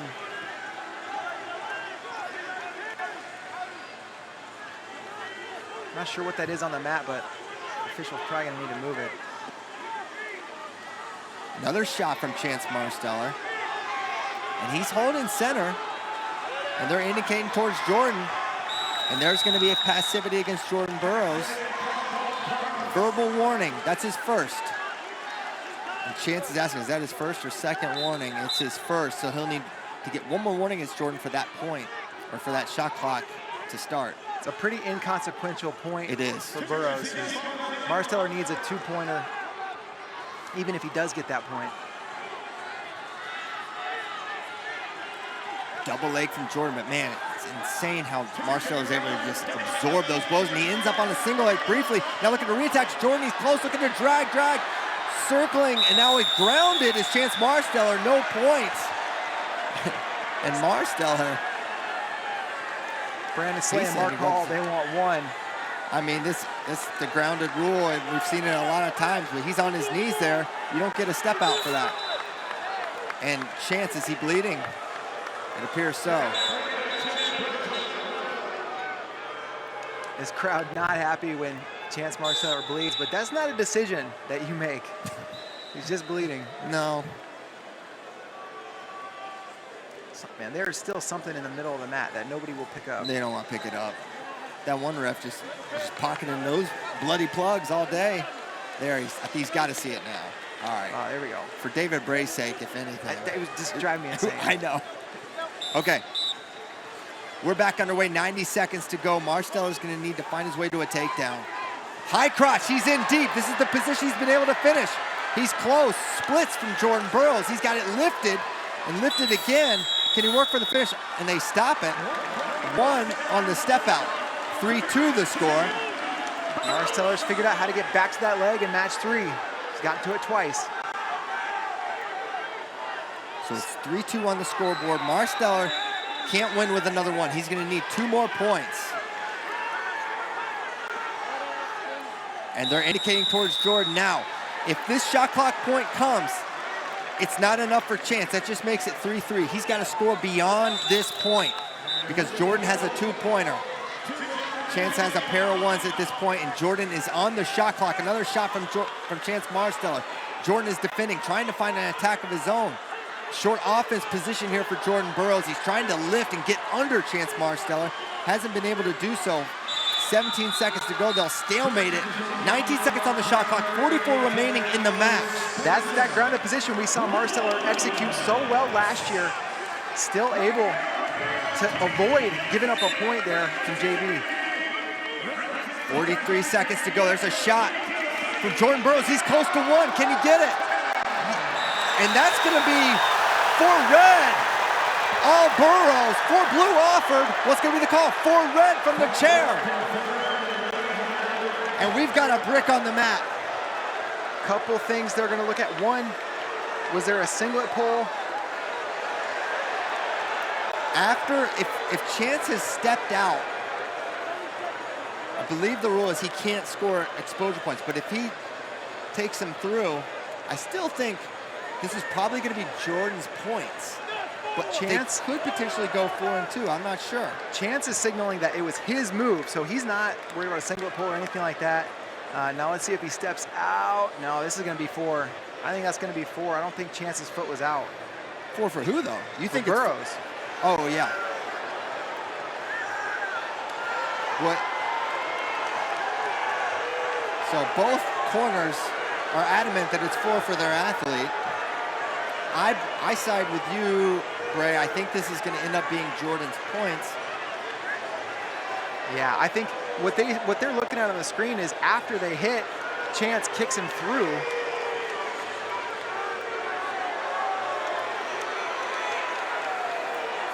And it's close.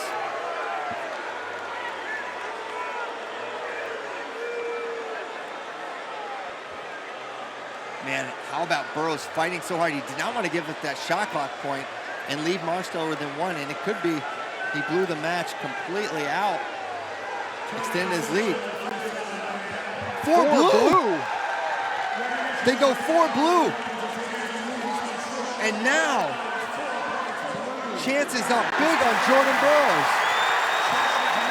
It's 6-3 Chance with 36 to go. And a huge criteria advantage.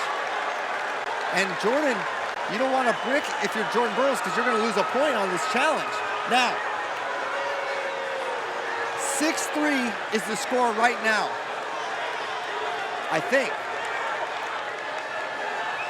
Brandon Slay is so upset.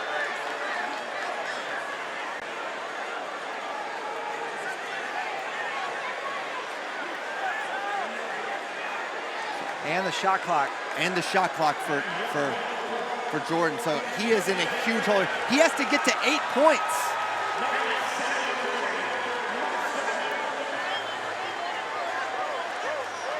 and they're going to throw it. Now, sometimes they'll deny the brick after they look at it.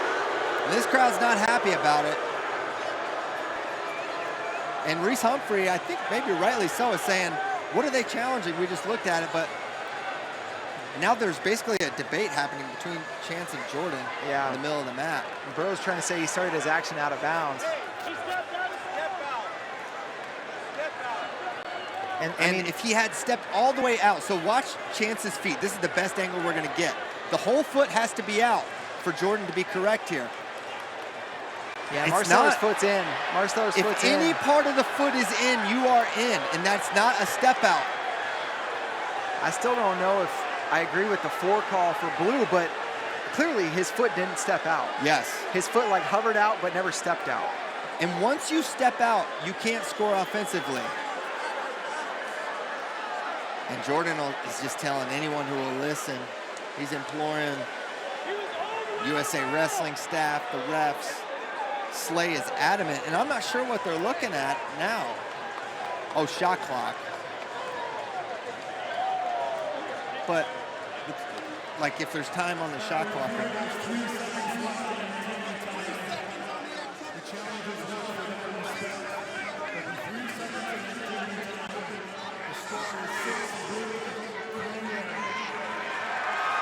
All right, so it's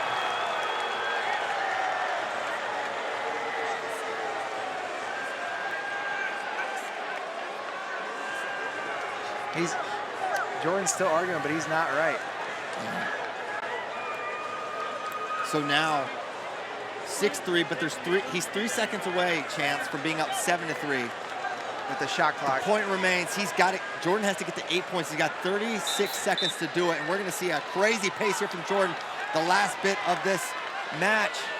And right away, the point comes up for Chance Marsteller, looking to run behind, but it's Chance dug in on the leg. And is he gonna add to this lead? One more, can you believe it? This crowd is going crazy. They can't believe what they're seeing. 8-3 the score, 20 seconds to go. Jordan Burroughs the back against the wall in a way we've never seen. And what's another stoppage here with 14 seconds to go? Tension against Marsteller. And Marsteller can hang in this grounded position. 10 seconds to go. It's desperation time for Jordan Burroughs. He looks head pinch. He's throwing everything he can at Jordan Burroughs, at Chance Marsteller. Marsteller's not gonna stop. And that's how it's gonna end. Chance Marsteller, 8-3 over Jordan Burroughs. Keeping Jordan off the team for just the second time in his senior level career. Chance Marsteller pulls the upset. And he is fired up. Normally pretty stoic guy, but look at how fired up Chance Marsteller is. He did it, and he had to get over a crazy ending to match one where he believed he was wronged. Fargo. And now for this matchup, it's the return to Yianni Diakomihalis, up from 65 kilograms, now at 70. What have you seen from Yianni since making the move up? He looks good. He looks happy. Yeah. He looks like he's got a full belly, and that's a large part of what we do. It's hard to train consistently and at a high level when you're always hungry. You know, Yianni had to beat James Green in the finals of the Open, the guy who's been perennially the superstar at this weight class. So for the first time in a long time, if ever, someone else is representing the U.S. at 70 kilos. And you see PJ Duke, that left-handed single leg, that's one of his go-to attacks. Loves to come around the body after attacking. Yianni able to avoid it early. There's a lot of action. I like this already. And I'm curious how, you know, Duke is known for his physicality, taking ground, beat you up in the hand fight. Is that something he's going to be able to do against someone as great as Yianni Diakomihalis? Well, here's the thing. Yianni, he's got great counters. He's also got great shots, but they're all from the open. And PJ Duke wants to close the gap. And so PJ looks like the guy who values the in-between time of setups and attrition and wearing on his opponent a little bit more than Yianni does. But when Yianni fires him off, man, he can finish from anywhere. 2-on-1 but from Duke. Yianni shoots out of it. Man, the movement in here is really impressive. And now Yianni drops down to the leg. Duke went for the head pinch, and he paid the price for it. See, that's one of those things you have to be a little more wise. You don't need that right away, early. But Duke, you know, he's going for it. We got to love the fact that he's gotten here because he's went full send. Now's not the time to be hesitant. He went for it, didn't pay off, but could later on. So a 2-0 lead for Yianni Diakomihalis in the driver's seat here. He's got that elbow control as they're ear to ear. That gets broken up by the mat official. Nice little elbow control level change there from Yianni. Got the foot. Duke able to step out of it.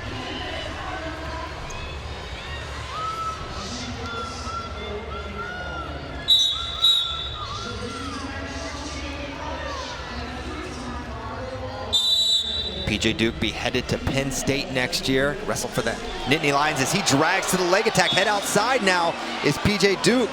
Trying to defend his Yianni Diakomihalis as he drops. And now Draves got locked through the crotch. Yianni known for his scrambling here. Here's what we're seeing. Same thing happened last match with Real Woods. These guys are really good at getting to the leg, have a little bit of trouble with finishing with some of these older guys that are more experienced. Yanni's been in this position significantly, and here's the thing, your first reaction when a guy starts to feed you hip or go crotch or chest wrap is to plank. But the good guys don't, they're not looking for stalemate. Yanni's continuing the position and he's looking for exposure. Great counter there from Yianni Diakomihalis after a really nice shot, and I bet PJ Duke is not used to not finishing a leg attack that clean. 3:47 to go in the match, 42 to go in the first period. Nice single leg. Looking to drag re-attack there is PJ Duke, not there. Settles for the 2-on-1. And you see Yianni shooting out of it. Now he's driving, and that's gonna be 2 more for Yianni. That was nice. PJ Duke's counter offense is lightning fast. He drops, head, runs arm drag immediately, but Yianni sweeps single. He can wrestle from every position. He's a high percentage finisher. When he gets to the leg, he understands exactly how to leverage his position and his hips, drives him out of bounds, and not only does that, but finishes for an additional 2.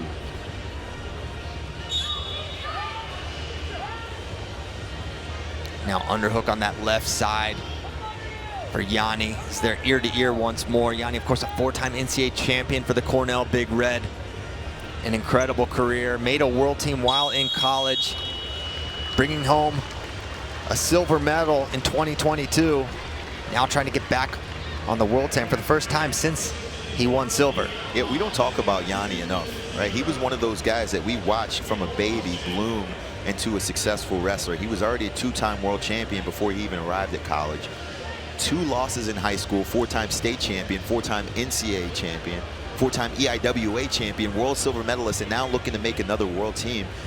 His catalog is just so deep. Not only his resume, but his catalog of wrestling. He's displaying that today. And this is why Duke's having trouble in positions. Duke is still young, still a lot of positions that he needs to explore, while Yianni just has so much wrestling knowledge and IQ.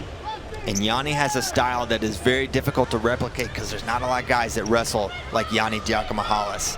6-0 lead for Yianni at the break, and they're back to action as he finds his way to a single leg. Look at that. He can stand up with his butt was on the mat. His knees were split. That's it. 2 and 2. JB, what did we just see? Yianni, and I don't want to be a prisoner of the moment, but Yianni may be the best pure wrestler that I've ever seen in this sport. Incredible what he can do. That finish was out of this world. He's kind of between the legs there, able to get his hips under and lift a 10-0. A lot of people thought PJ Duke might be able to make that match competitive, and Yianni showing there's levels. Regardless of what happens tonight, he's already proven he's going to be a formidable opponent for anyone in the future. No question about it as Yianni and PJ make their way to the center of the mat.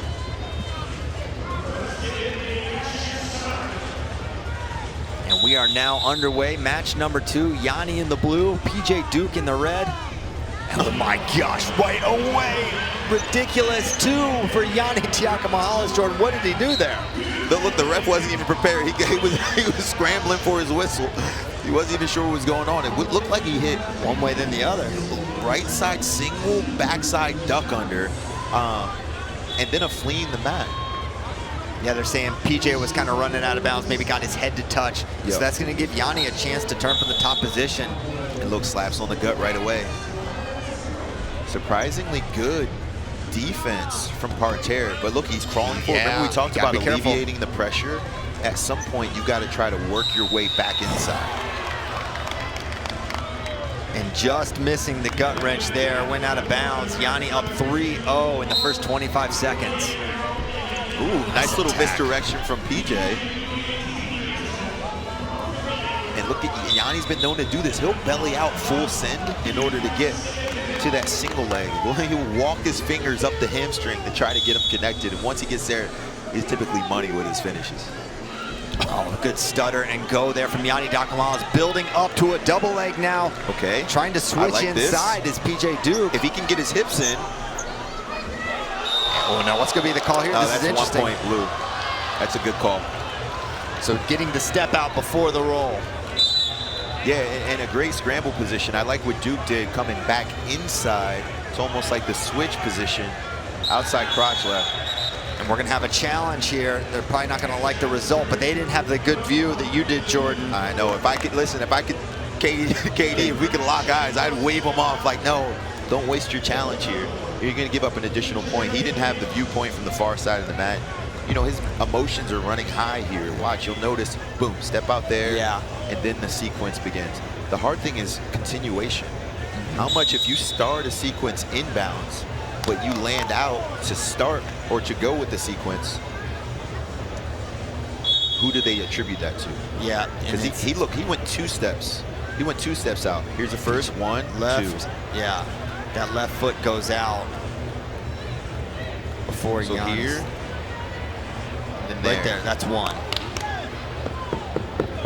So yeah, that call is gonna stand, I would have to assume there, Jordan, because it's when the foot goes completely out, not partially. Right there, whole foot's out, that's 1. And so whatever follows afterwards. Challenge decision on the men's mat. You're allowed to step out of bounds in a continuous action and finish your action to score. In this position is continuous action. Red takes blue from his knee to a danger position for 2 points. 2 points, Red. The challenge is 1. All right. A surprising result there in the challenge, Jordan. So good challenge from KD there, as it turns out. Hey, KD's a wizard at this. You remember the way that the Ridge Lovett match finished up at the trials? Crazy. Or how about the Bryce Andonian inside trip to the throw? He ends up going from giving up 4 to only 1. He had a ton of favorable calls, and it's all been the challenging of KD. He knows his stuff. So they gave the continuation there for the offensive wrestler, saying that he was not defending in that position. And that's the distinction, as we've got 1:40 to go in the opening period. 3-2 lead still for Yianni.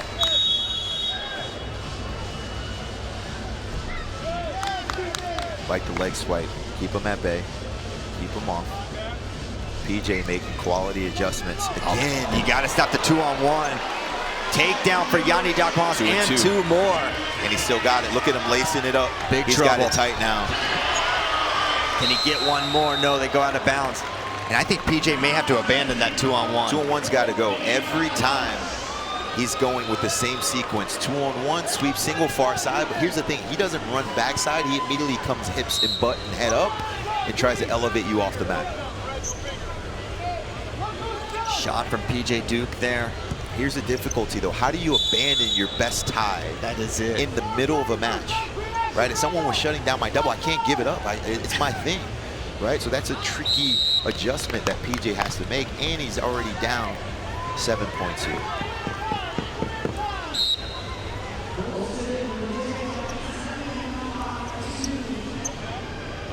On at the head is Yianni with that left hand, now right.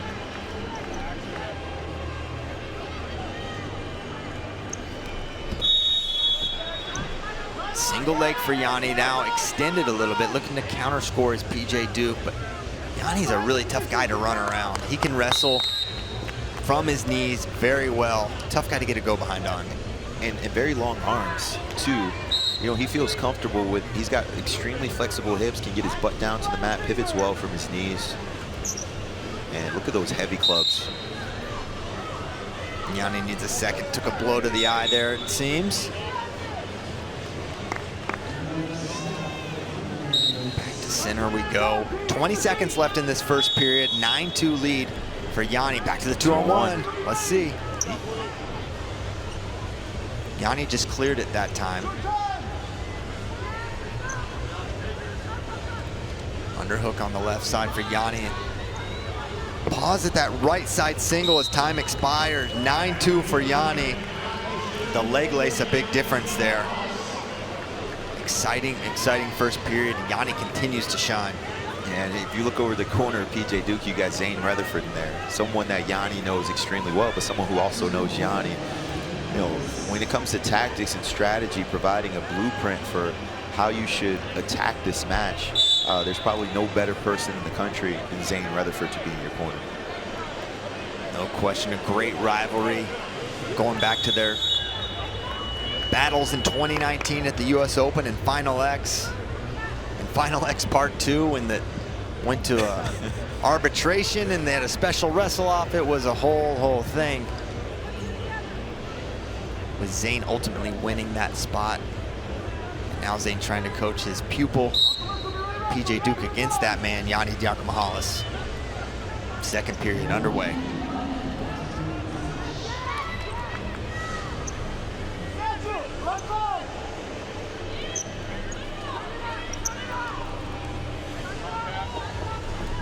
Time's of hands, but looking to run around is PJ Duke, but just great recovery by Yianni.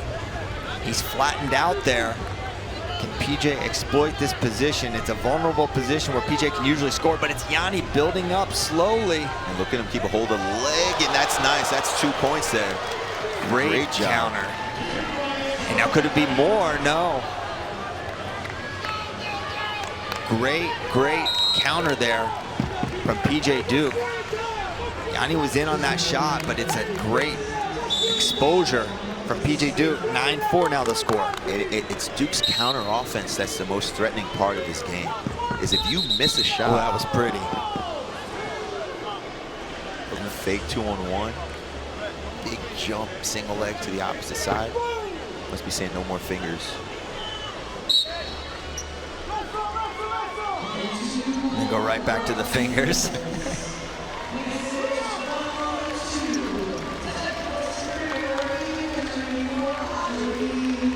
Of course, PJ Duke already made the U20 World Team a couple weeks ago. Had a very busy schedule. There's a single leg from PJ. He won the Open at U20s, won World Team Trials Seniors, and then won the World Team spot 2 weeks later, and now here at Final X. Very busy spring for PJ Duke. Yeah, but he wouldn't have it any other way. Exactly. This guy's been chasing down his goals for a long time again. Single leg for Yianni. This same position he's able to lift, but that's going to be PJ Duke, I believe. Oh, they say 4 blue. I don't think so. 4 red, yes, for PJ Duke. And just like that, it's 9-8. Well, there's going to be a 1-point reversal here. Yes. So Yianni landing on top gets 1. Yianni's got to be careful here. Right? He's going full send with big leads. It's unnecessary. And I don't think the brick is, you know, Mike, Gray, and Yianni are having a discussion if they want to throw the brick. They're going to pull it back. I don't think that brick would have went their way. So a 2-point lead, especially when you have the lead. And now PJ has the criteria advantage with that 4. You don't want him within 1 point. I think it's very wise to not challenge that.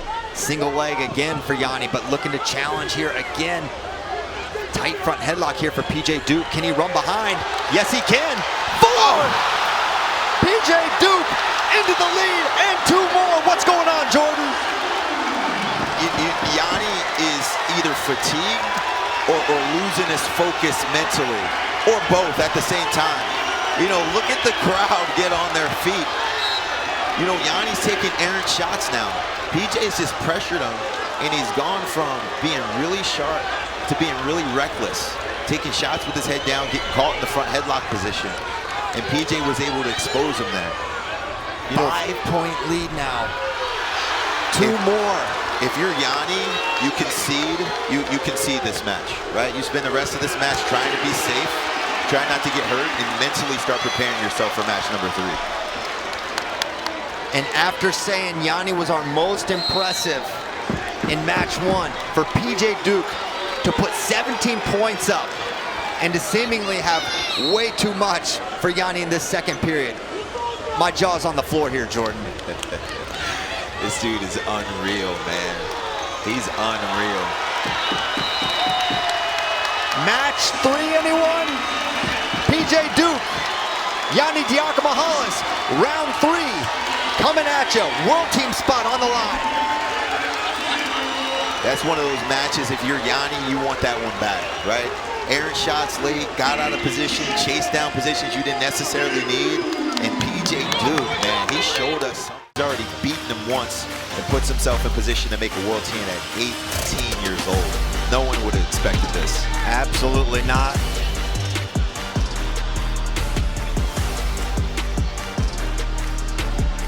All right, here we go. They are headed to the center of the mat, and we are underway. Match number 3 in the blue. PJ Duke in the red. Yianni Diakomihalis. So much of the action was dictated off of the leg attacks of Yianni Diakomihalis, both for Yianni and against Yianni. Curious how he approaches his offense in this third and final match. Yianni's being a lot more disciplined with his hands. Notice his position, right? He's rolling the wrist off. He's clearing the 2-on-1s instead of shooting every single time. Just a more technical, more conservative approach to this matchup.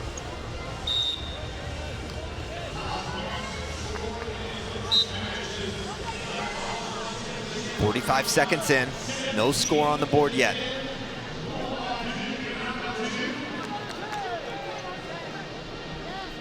Wrist control there for Yianni.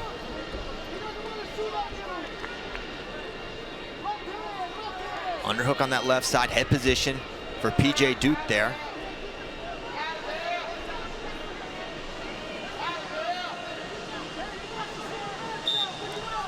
Stalemate that position, 4:49 left in the match, 1:49 in this first period. And this is the game you want to play if you're Yianni here. PJ was only able to score off of counters. All of his big points came off of Yianni taking an errant shot, him running behind, and really scoring his points from all counterattacks. So if you're Yianni, you're going to play the game. Control center, put him on the shot clock, score if you can, if an opportunity presents itself, but really force him to attack. We haven't really seen PJ hit a knee pound at all, and get to a penetration step. And there's one attempt there, but Yianni, again, great defense.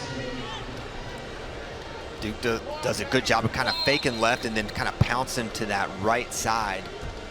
Not able to get in there this time against Yianni. Minute to go here. Sweep single leg for PJ Duke. Above the knee here. Good position for PJ Duke. And he's got 7 seconds to try to finish this before that 1 point goes on the board. And I don't think he got it in time. The 1's going to go up, but now Yianni needs to not give up the 2 or the 4 here. Let's see. He's fighting hard with that whizzer. There's a knee fight here. When you get to the body lock, you want to try to fight your inside knee in front of your opponent's inside knee. You can get leverage and control his hips. Great defense there, though, by Yianni. That's a tough spot. A great shot from PJ Duke. That whizzer seatbelt position, such an important one in international wrestling. And Yianni showing his savvy from that position. 35 to go. Yianni strikes first with the shot clock. And I think we're starting to see the power of PJ Duke start to have an effect in this match. You know, Yianni's typically wrestled, he won his world championship or his world silver medals at 65 kilo. He's up a weight class. PJ Duke, bigger size, bigger body. He cuts a lot of weight to get down to 70 kilos. He's got to have the physical advantage here. And you can see maybe Yianni trying to manage his energy a little bit differently than he did in match number 2. Not taking a lot of attacks, not having a lot of flurries, so that he has a little bit more in the second period. Is that what you saw from Yianni? Yeah, 100%. But here's going to be the key in the second period is likely, unless Yianni gets started early, he's going to go on to the shot clock. We haven't seen him get hit for passivity yet. He's done a good job of controlling center. but Duke's taking more risks, more shots. Mike Gray, Kellen Russell in the corner for Yianni. Coach KD and Zain Retherford in the corner for PJ Duke. 3 minutes. 3 minutes of your best wrestling. You're halfway there. This is when you tap into the will and the heart of your competitor. Shot right away from Yianni, head outside, trying to lift, is lifting, in good position to finish here. Trying to defend his PJ Duke. They're out of bounds. What's going to be the call here? It should be at least one. Let's see if two again. And they're going to say That's one. That's 2. Knee hit there. I'm challenging Left that if knee. I'm Red's corner. And no challenge from Mike Gray. It looked close. Those sequences, preventing 2s and holding 1, that is something that can absolutely change the result of a match. And Duke's starting to pick up his hand fight a little bit. Look at him pressure.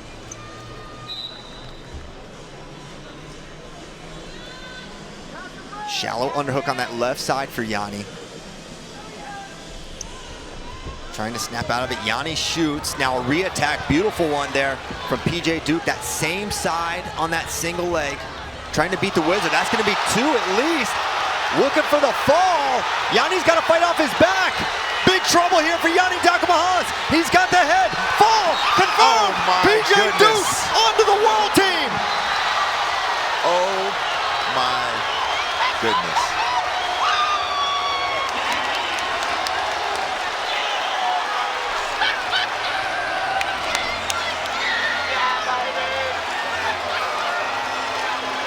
What just happened, JB?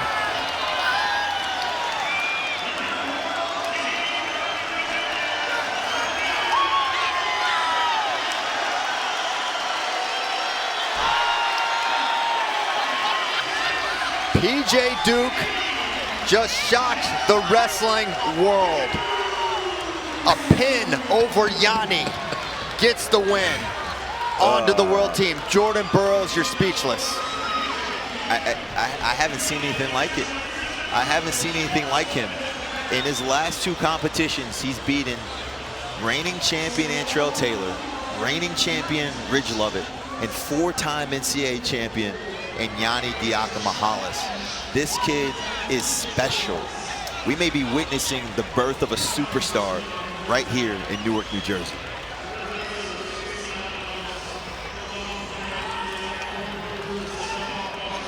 I'm absolutely in awe from what I just saw.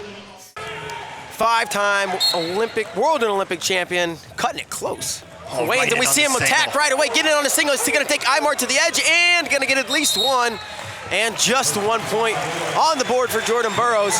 And who gets more step outs than Jordan Burroughs? This guy, he is, you know, we say death of 1,000 cuts, but this guy, he'll pick his spots. He can get his transition takedown to laces. Imar's already gonna on get a 1. shot. I There's believe one that was one. his. Yep. But between controlling the center really well and being able to attack and just drive straight out of bounds, Burroughs gets a lot of step outs. But now 1-1 Imar. Both these guys seem to think this will be very different from a year ago. Burroughs mentioned it to me around Beat the Streets time. He's like, this could be a different Imar, and I know it. Imar said he's in the best place he's ever been in his life, wrestling-wise. Both 2-time NCAA champs. Club and shot there. Burroughs, of course, great double leg, but shoots more of a single now these days. Good fake there by Isaiah Martinez, who is excellent out of left side underhook. We'll see if he can get to it. When he was able to get to it against Burroughs last time, he was able to score, but the problem is Burroughs just makes you wrestle where he wants to wrestle, not where you would like to. And he's getting good reactions out of Burroughs here early. They're taking just a little bit of ground is Imar here. Controlling the mat for the time being. And you know, one of the big questions now is, you know, I wouldn't have guessed that, you know, we know Burroughs is big and the weight cut's a thing for him, but to see him need all 30 minutes to make weight pretty much is a little surprising. You wonder how he's going to recover. There's another shot, and Imar into the lead 2-1. Or into the lead outright, I should say. Yeah, lead sure. by criteria before. My opinion, it was a management thing, time management, weight management, and the word has it that the weight, the scale upstairs was 0.2 kilos heavier than the official scale, lighter, I guess. So Kyle Snyder showed up overweight initially as well. Both guys made the weight. We are halfway through our first period. Isaiah Martinez leading 2-1 as Burroughs takes a Look shot. at that Re-attack. Imar in. He's in quad pod position here. He's gonna take at least one and just one, I believe, yep.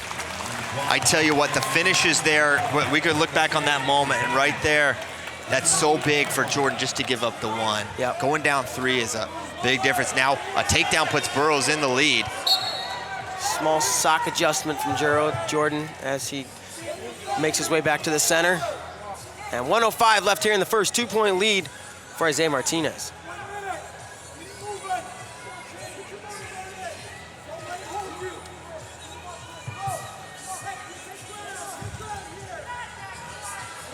.50 to go here. And so far, it's Imar has had his backside toward the center the majority of the match. Normally, Burroughs does a great job of taking ground. Shot again, looking to re-attack as Burroughs, it's not there. Inside control there now. Righty collar for Imar, who's pulling on that head.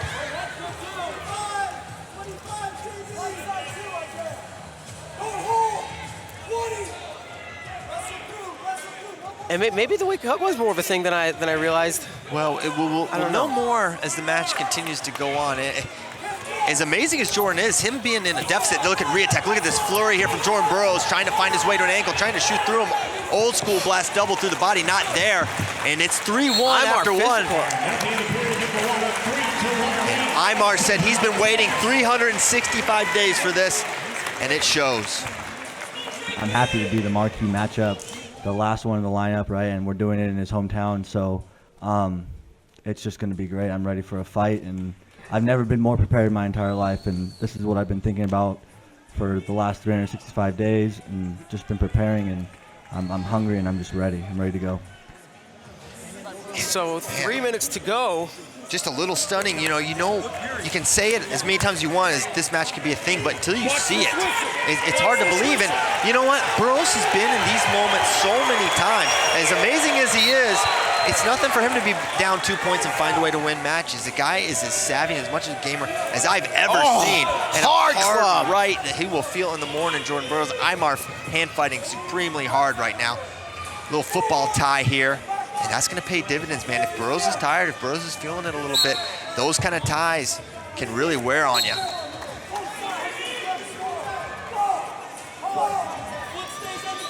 Lefty collar there for Isaiah Martinez. He's got the elbow control. 2:33 to go. Criteria situation is 3 one-pointers for Imar. So if Burroughs got a takedown, he would be in the lead, or any 2-point move. Hard snap there by Imar. Good timing on that shot, but Imar's ready.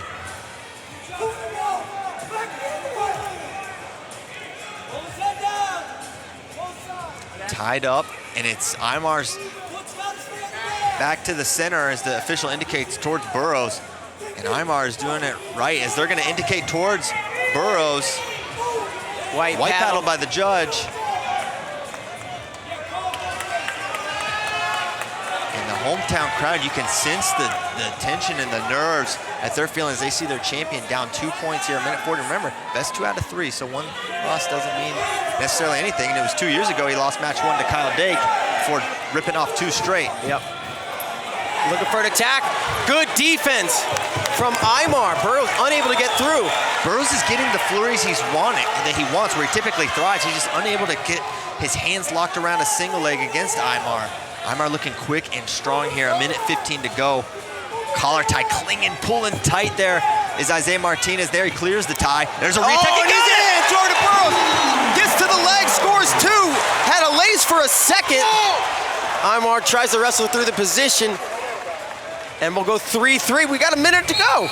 And it's just, Burroughs has been in these moments so many times.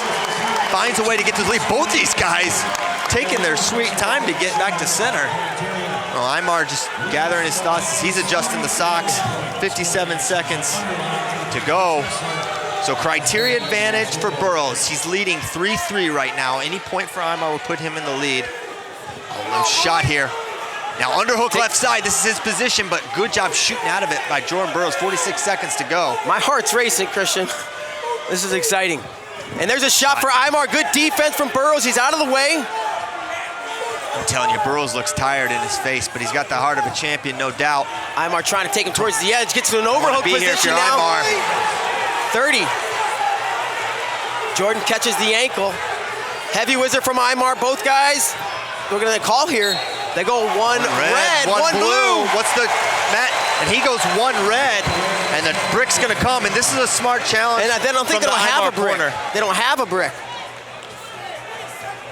They don't have a brick to throw. Well, they don't need it. It's very obvious what they want to do.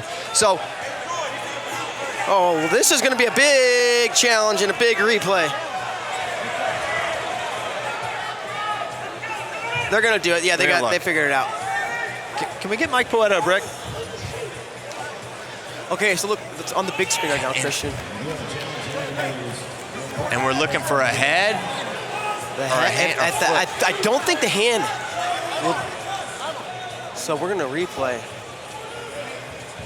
So what you're watching, the hands go out and you can't see the big screen. Here we go, a more wide angle here. The hand and head of Jordan go out first. I believe the hand and head of Jordan went out first. One blue. One blue will be the call. They're gonna reverse it. Aymar in the lead, 21 seconds to go. And Manning's considering throwing a brick of his own, but remember the hand, it's the head that hits. 21 seconds to go. Burroughs got to get it, he's got 20 seconds to get it. Here he goes, look at these level changes from JB. They are head button. JB's trying to take him to the edge and score.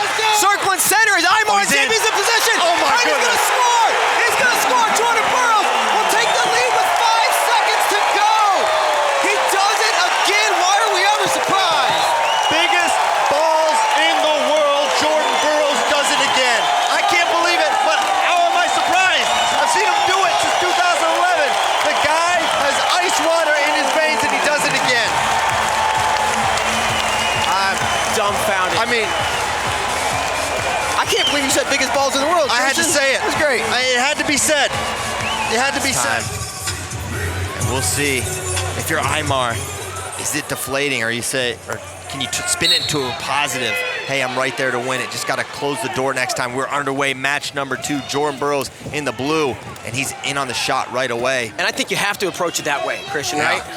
You can tell yourself that, but how do you get yourself to believe it? And when you're staring down the barrel of Jordan Burroughs, 15 seconds in here, but it's clear that Aymar has closed the gap against Jordan Burroughs. How much we will find out in this match.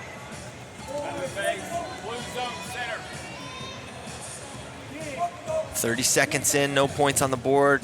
Level change and attack from Isaiah Martinez.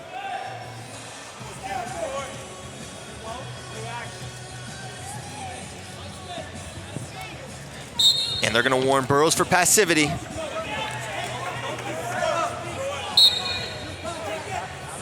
Hands pawn at the face there is Isaiah Martinez, now going collar and lefty finger fight. Jordan to the leg, he's tough here. Indeed. He's gonna score 1 or 2. Watch the gut here if you're Isaiah Martinez. Throws a leg, and I don't think the knee hit. They're gonna go 1. Good job. 1 I didn't think the confirmed. knee hit. It was super close, but we have a great view right in front of us. 1 point on the board for Burroughs. And that's how the first match started last time. I believe a step out for Burroughs. And Aymar responded with one of his own. I didn't even respond with 3 or 4, right? It was a 4-1 at one point, 3-1. And they're both exchanging. It was Burroughs first, and then Aymar's like, well, you know. He did it, I'd do it. So no attention it looked like on that one. Just, come on, guys. Digs that underhook hard on the left side, does Aymar. He has it in there.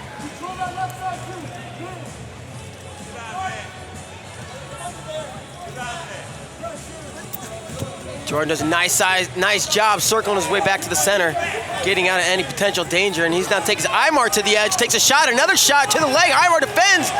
Almost out, and is out. He's out. Good effort by Burroughs to take him to the edge.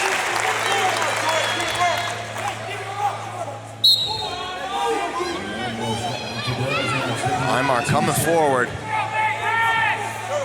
I felt like Imar was controlling the hand fight a little bit better in the first one. It's more gridlocked in the center. I don't know if Burroughs has a little more of a pop right now, feeling a little better. Couple hours now post weigh-in. Shot attempt, looking re-attack. Was Burroughs, is not there. Good sprawl there by Isaiah Martinez, 45 seconds to go. And Zach Arrett says, no more interlocking fingers, boys. 44 to go. And lefty collar seems to be where Imar's wanting to work out of, more so than that underhook. He goes for a hard club with the right, misses it. Collar an overtie there for Jordan Burroughs. Peeks at the clock, sees 20 to go here in the period.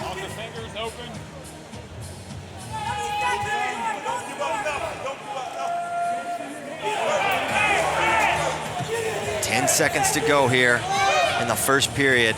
And Imar not been able to get a whiff, and look at the timing of Burroughs. Really getting some good reactions out of Isaiah Martinez, and that'll do it. 2-0 after 1 for Jordan Burroughs. Yeah, he looks better this match than he did last. I thought he looked fatigued at the period break, and here he looks a little better, a little more full of life. The 2012 Olympic champion, 4-time world champion. Cornered long-time coaching duo Mark Manning and Dr. Brian Snyder.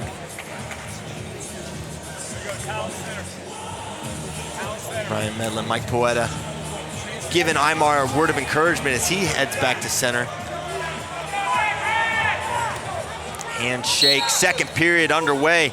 Will there be a match 3, or will Jordan Burroughs shut the door? And picking up the hand fight a little bit is Isaiah Martinez. Good job. I thought he got to the ankle. And it's Jordan getting to the ankle, and Imar jumps out of it. No points on that exchange towards the edge. And Jordan's gonna step out of bounds. 1 point on the board for Isaiah Martinez, confirmed. So he cuts the lead in half, 2-1, 2:38 to go in this one. So now a step out would put Isaiah Martinez in the lead, and he comes out, and it was a completely different approach, a lot more aggressive, and I think that's what it's gonna take to test Jordan Burroughs. You can't just pick your spots. You've got to come at him full force for 3 minutes and see. And there we go, Imar to the leg, and he's gonna attack and gets the double. Blows right through him, 3-1. Lace. Could he get it? Jordan Burroughs is gonna get two more for Imar. Jordan had his ankles, but Imar was able to score it, and a savvy move by Isaiah. He's got a 3-point lead with 2 minutes to go. Now, we've got 2 minutes to go. Oh, is Jordan? Okay, just slow to get up. Just a sock adjustment, which is the scariest thing that Imar could see right now. 3-point lead for Imar, 2:08 to go. And if you're Imar, do you want to lay off here, or do you want to keep going? I think you want to keep going. I was having the same thought, Christian. It's like, man, I'm up 3. I don't want to make a mistake, but the biggest mistake could be passivity here and waiting. If you give Jordan Burroughs, he only needs 2 scores, or he's got this great transition offense. And you yourself, Isaiah Martinez, have experienced that 1 year ago, takedown to Lace. So if you're Imar, letting off the gas could be a big mistake. 140 is Zach Arrett says, no more interlocking fingers. Don't want that negative wrestling is what they call it, when you kind of get a hold and you don't utilize it for offense. 1:30 to go, snap and clear from Jordan Burroughs, who once again finds his back against the wall against Isaiah Martinez. 1:24 to go. Lefty club from Burroughs. Snap and clear. Clearing the ties is Jordan Burroughs. And when he was getting his level change fakes going, he gets great reactions from Imar. I'm curious to see if he's gonna start getting that motion going, because in the ties, Imar and he are rather equal. But out from space, it's a little tougher. Lefty underhook, this is Imar's position. He's great here, 55 seconds to go. Nice snap from Isaiah. Under a minute now. Oh, and there's a shot from Jordan, the second effort. He gets to a position, and he's gonna score 2! Takedown, a 1-point match. 5-4, 39 seconds to go. When he's got to do it. He's done it so many times. Place is getting loud. You just get the feeling it's going to happen. Who knows, though? 30 seconds. Imar. He's in. And could he just get the one?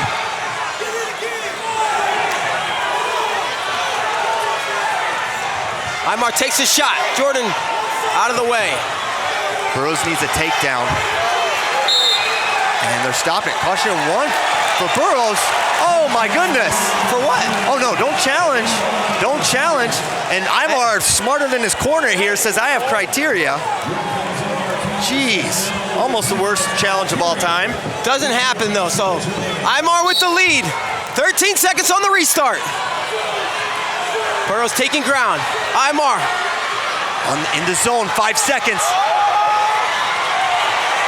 Nothing yet. Imar holds on, and he's gonna do it. Imar holds on, no change. And he takes out Jordan Burroughs in match number 2. We're gonna get a brick from the blue corner. I don't think anything's gonna change. Oh, no. And I think we're gonna see a match number 3.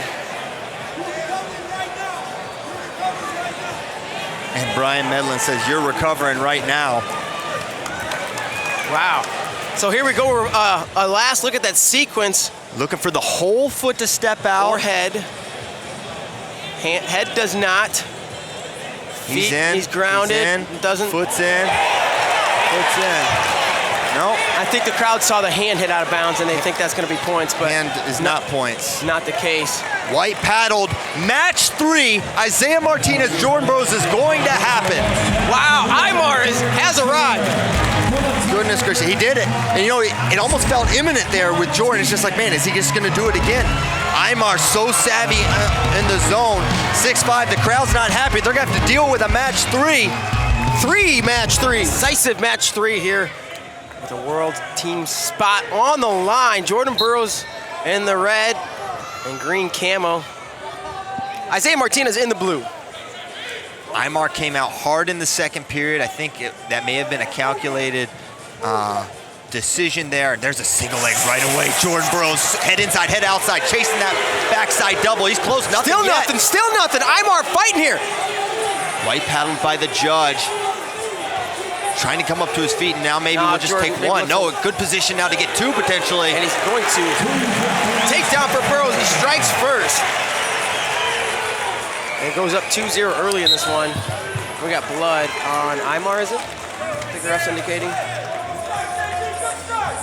So his nose bleeding, I guess? I think it's his, it says no, yeah, it's on top of his nose, not actually the inside. So great start there for Burroughs, find his way to his single leg. Had to work hard. I mean, Imar defensively has really impressed me a lot here. Absolutely. When Burroughs has been on his leg, he's been able to do a lot of things that not many people can do. And if you're Burroughs, that's the start you need. Make Imar have to come after you. Let that set up and open up your re-attack game. And this wouldn't be the first time. I mentioned it earlier. JB's needed 3 in Lincoln before to make the team. Remember in 2017 against Kyle Dake, that was an all-time great series. And this one's lived up to that one and then some, actually. Yeah, shaping up. 2:24 on the clock with the restart.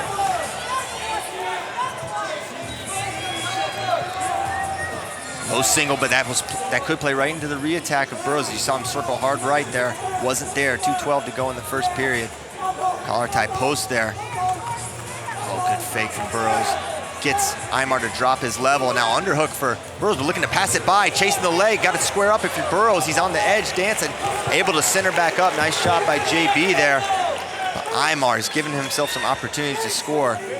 Under 2 to go in the first. Yeah, good movement from Imar. Had Jordan in the zone. Burroughs able to tightrope walk a little bit.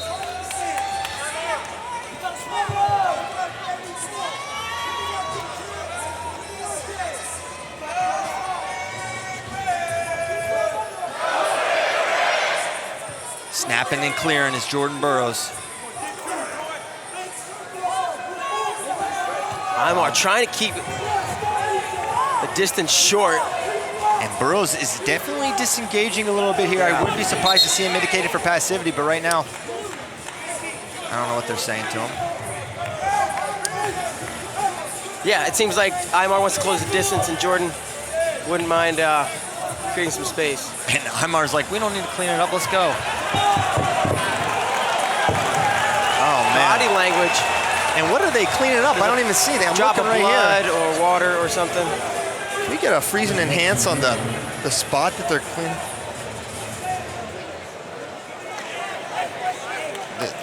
They're literally just wiping up nothing. So here we go. All right. 1:22 to go in the first period. Burroughs with the 2-0 lead. Hard hands to the face from Imar there. Look at this motion. Good flurry.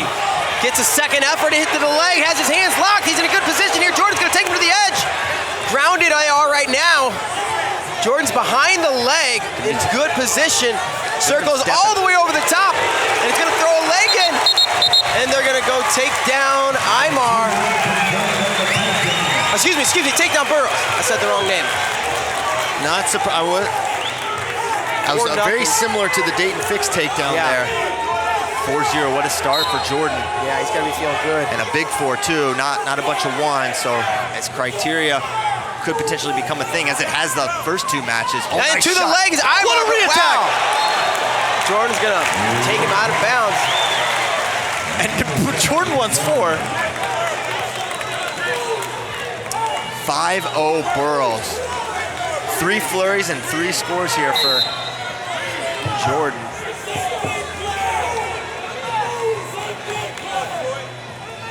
.40 seconds to go in the first. And Jordan looking the best he's looked this all night. And here in this third final match, as he kind of shoves Imar to the ground, they get to the edge. Jordan circles Imar to both knees, doesn't want to come up. He's grounded, and Jordan's going to take him out of bounds. That was smart move by Jordan. Double unders, yanked him up, shoved him out, and gets the point. 6-0 now. Not the first period I expected. I mean, you'd think, yeah, Burroughs going to come out and try to get some points early. Look at that left eye. Oh, it's almost swollen shut. These two have been brawling hard, a lot of forehead to forehead. Hard right club there from Isaiah Martinez.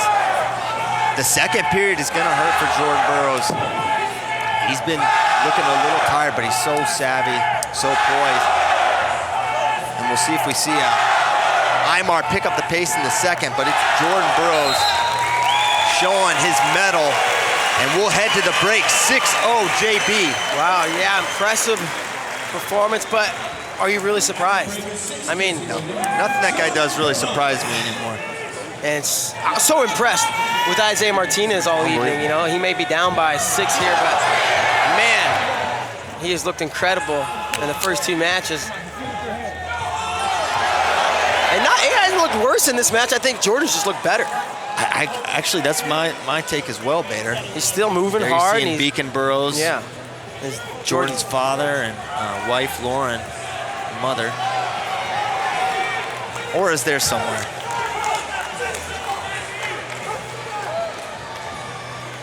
Second period, 3 minutes to go. We will have a world team member decided at the end of this period, and Burroughs gets to an angle, unable, I thought he was gonna try to whip him over, continues the circle, continues to go, another one, make it 7-0. Gutsy performance here from Jordan Burroughs.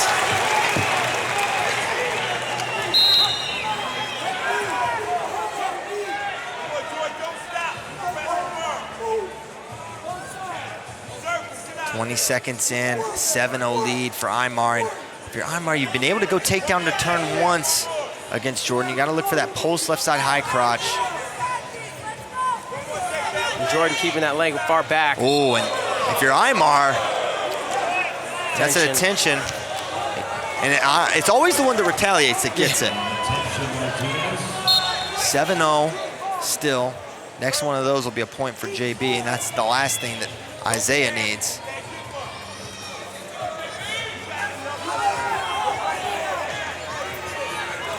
Double from space, but Jordan Burroughs catches it.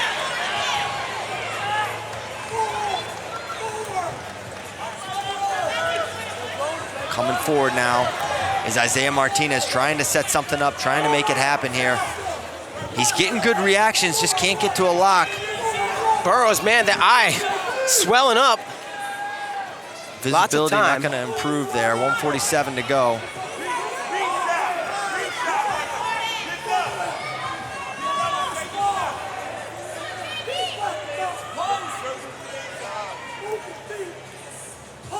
Burroughs clears. Got his foot off the gas just a little bit. As Jordan, the pace slows in this match just a little as we move into the midway point of the second period. And you would have thought that it'd be Jordan that would be, maybe a little more zapped, but I think Aymar, the third match, maybe starting to take a toll. And this is Aymar's first match 3, right? Jordan's, like we said, been here before. He's been in these situations. And it's probably, as much mental as physical. Aymar just a step slower than he was in match 2. Collar and wrist there for Isaiah Martinez.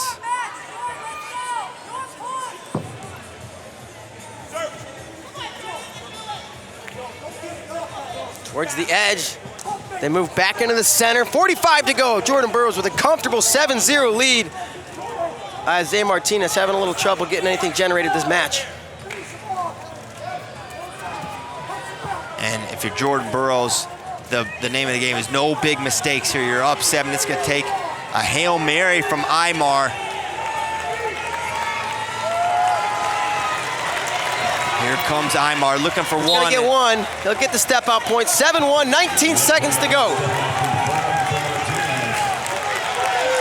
Boy, JB looks tired. But it doesn't matter. 15 seconds to go. And I tell you, Aymar wrestling just as hard here in the last 10 seconds. Down by 7. He's gonna get, nope, not another point. And that'll do it.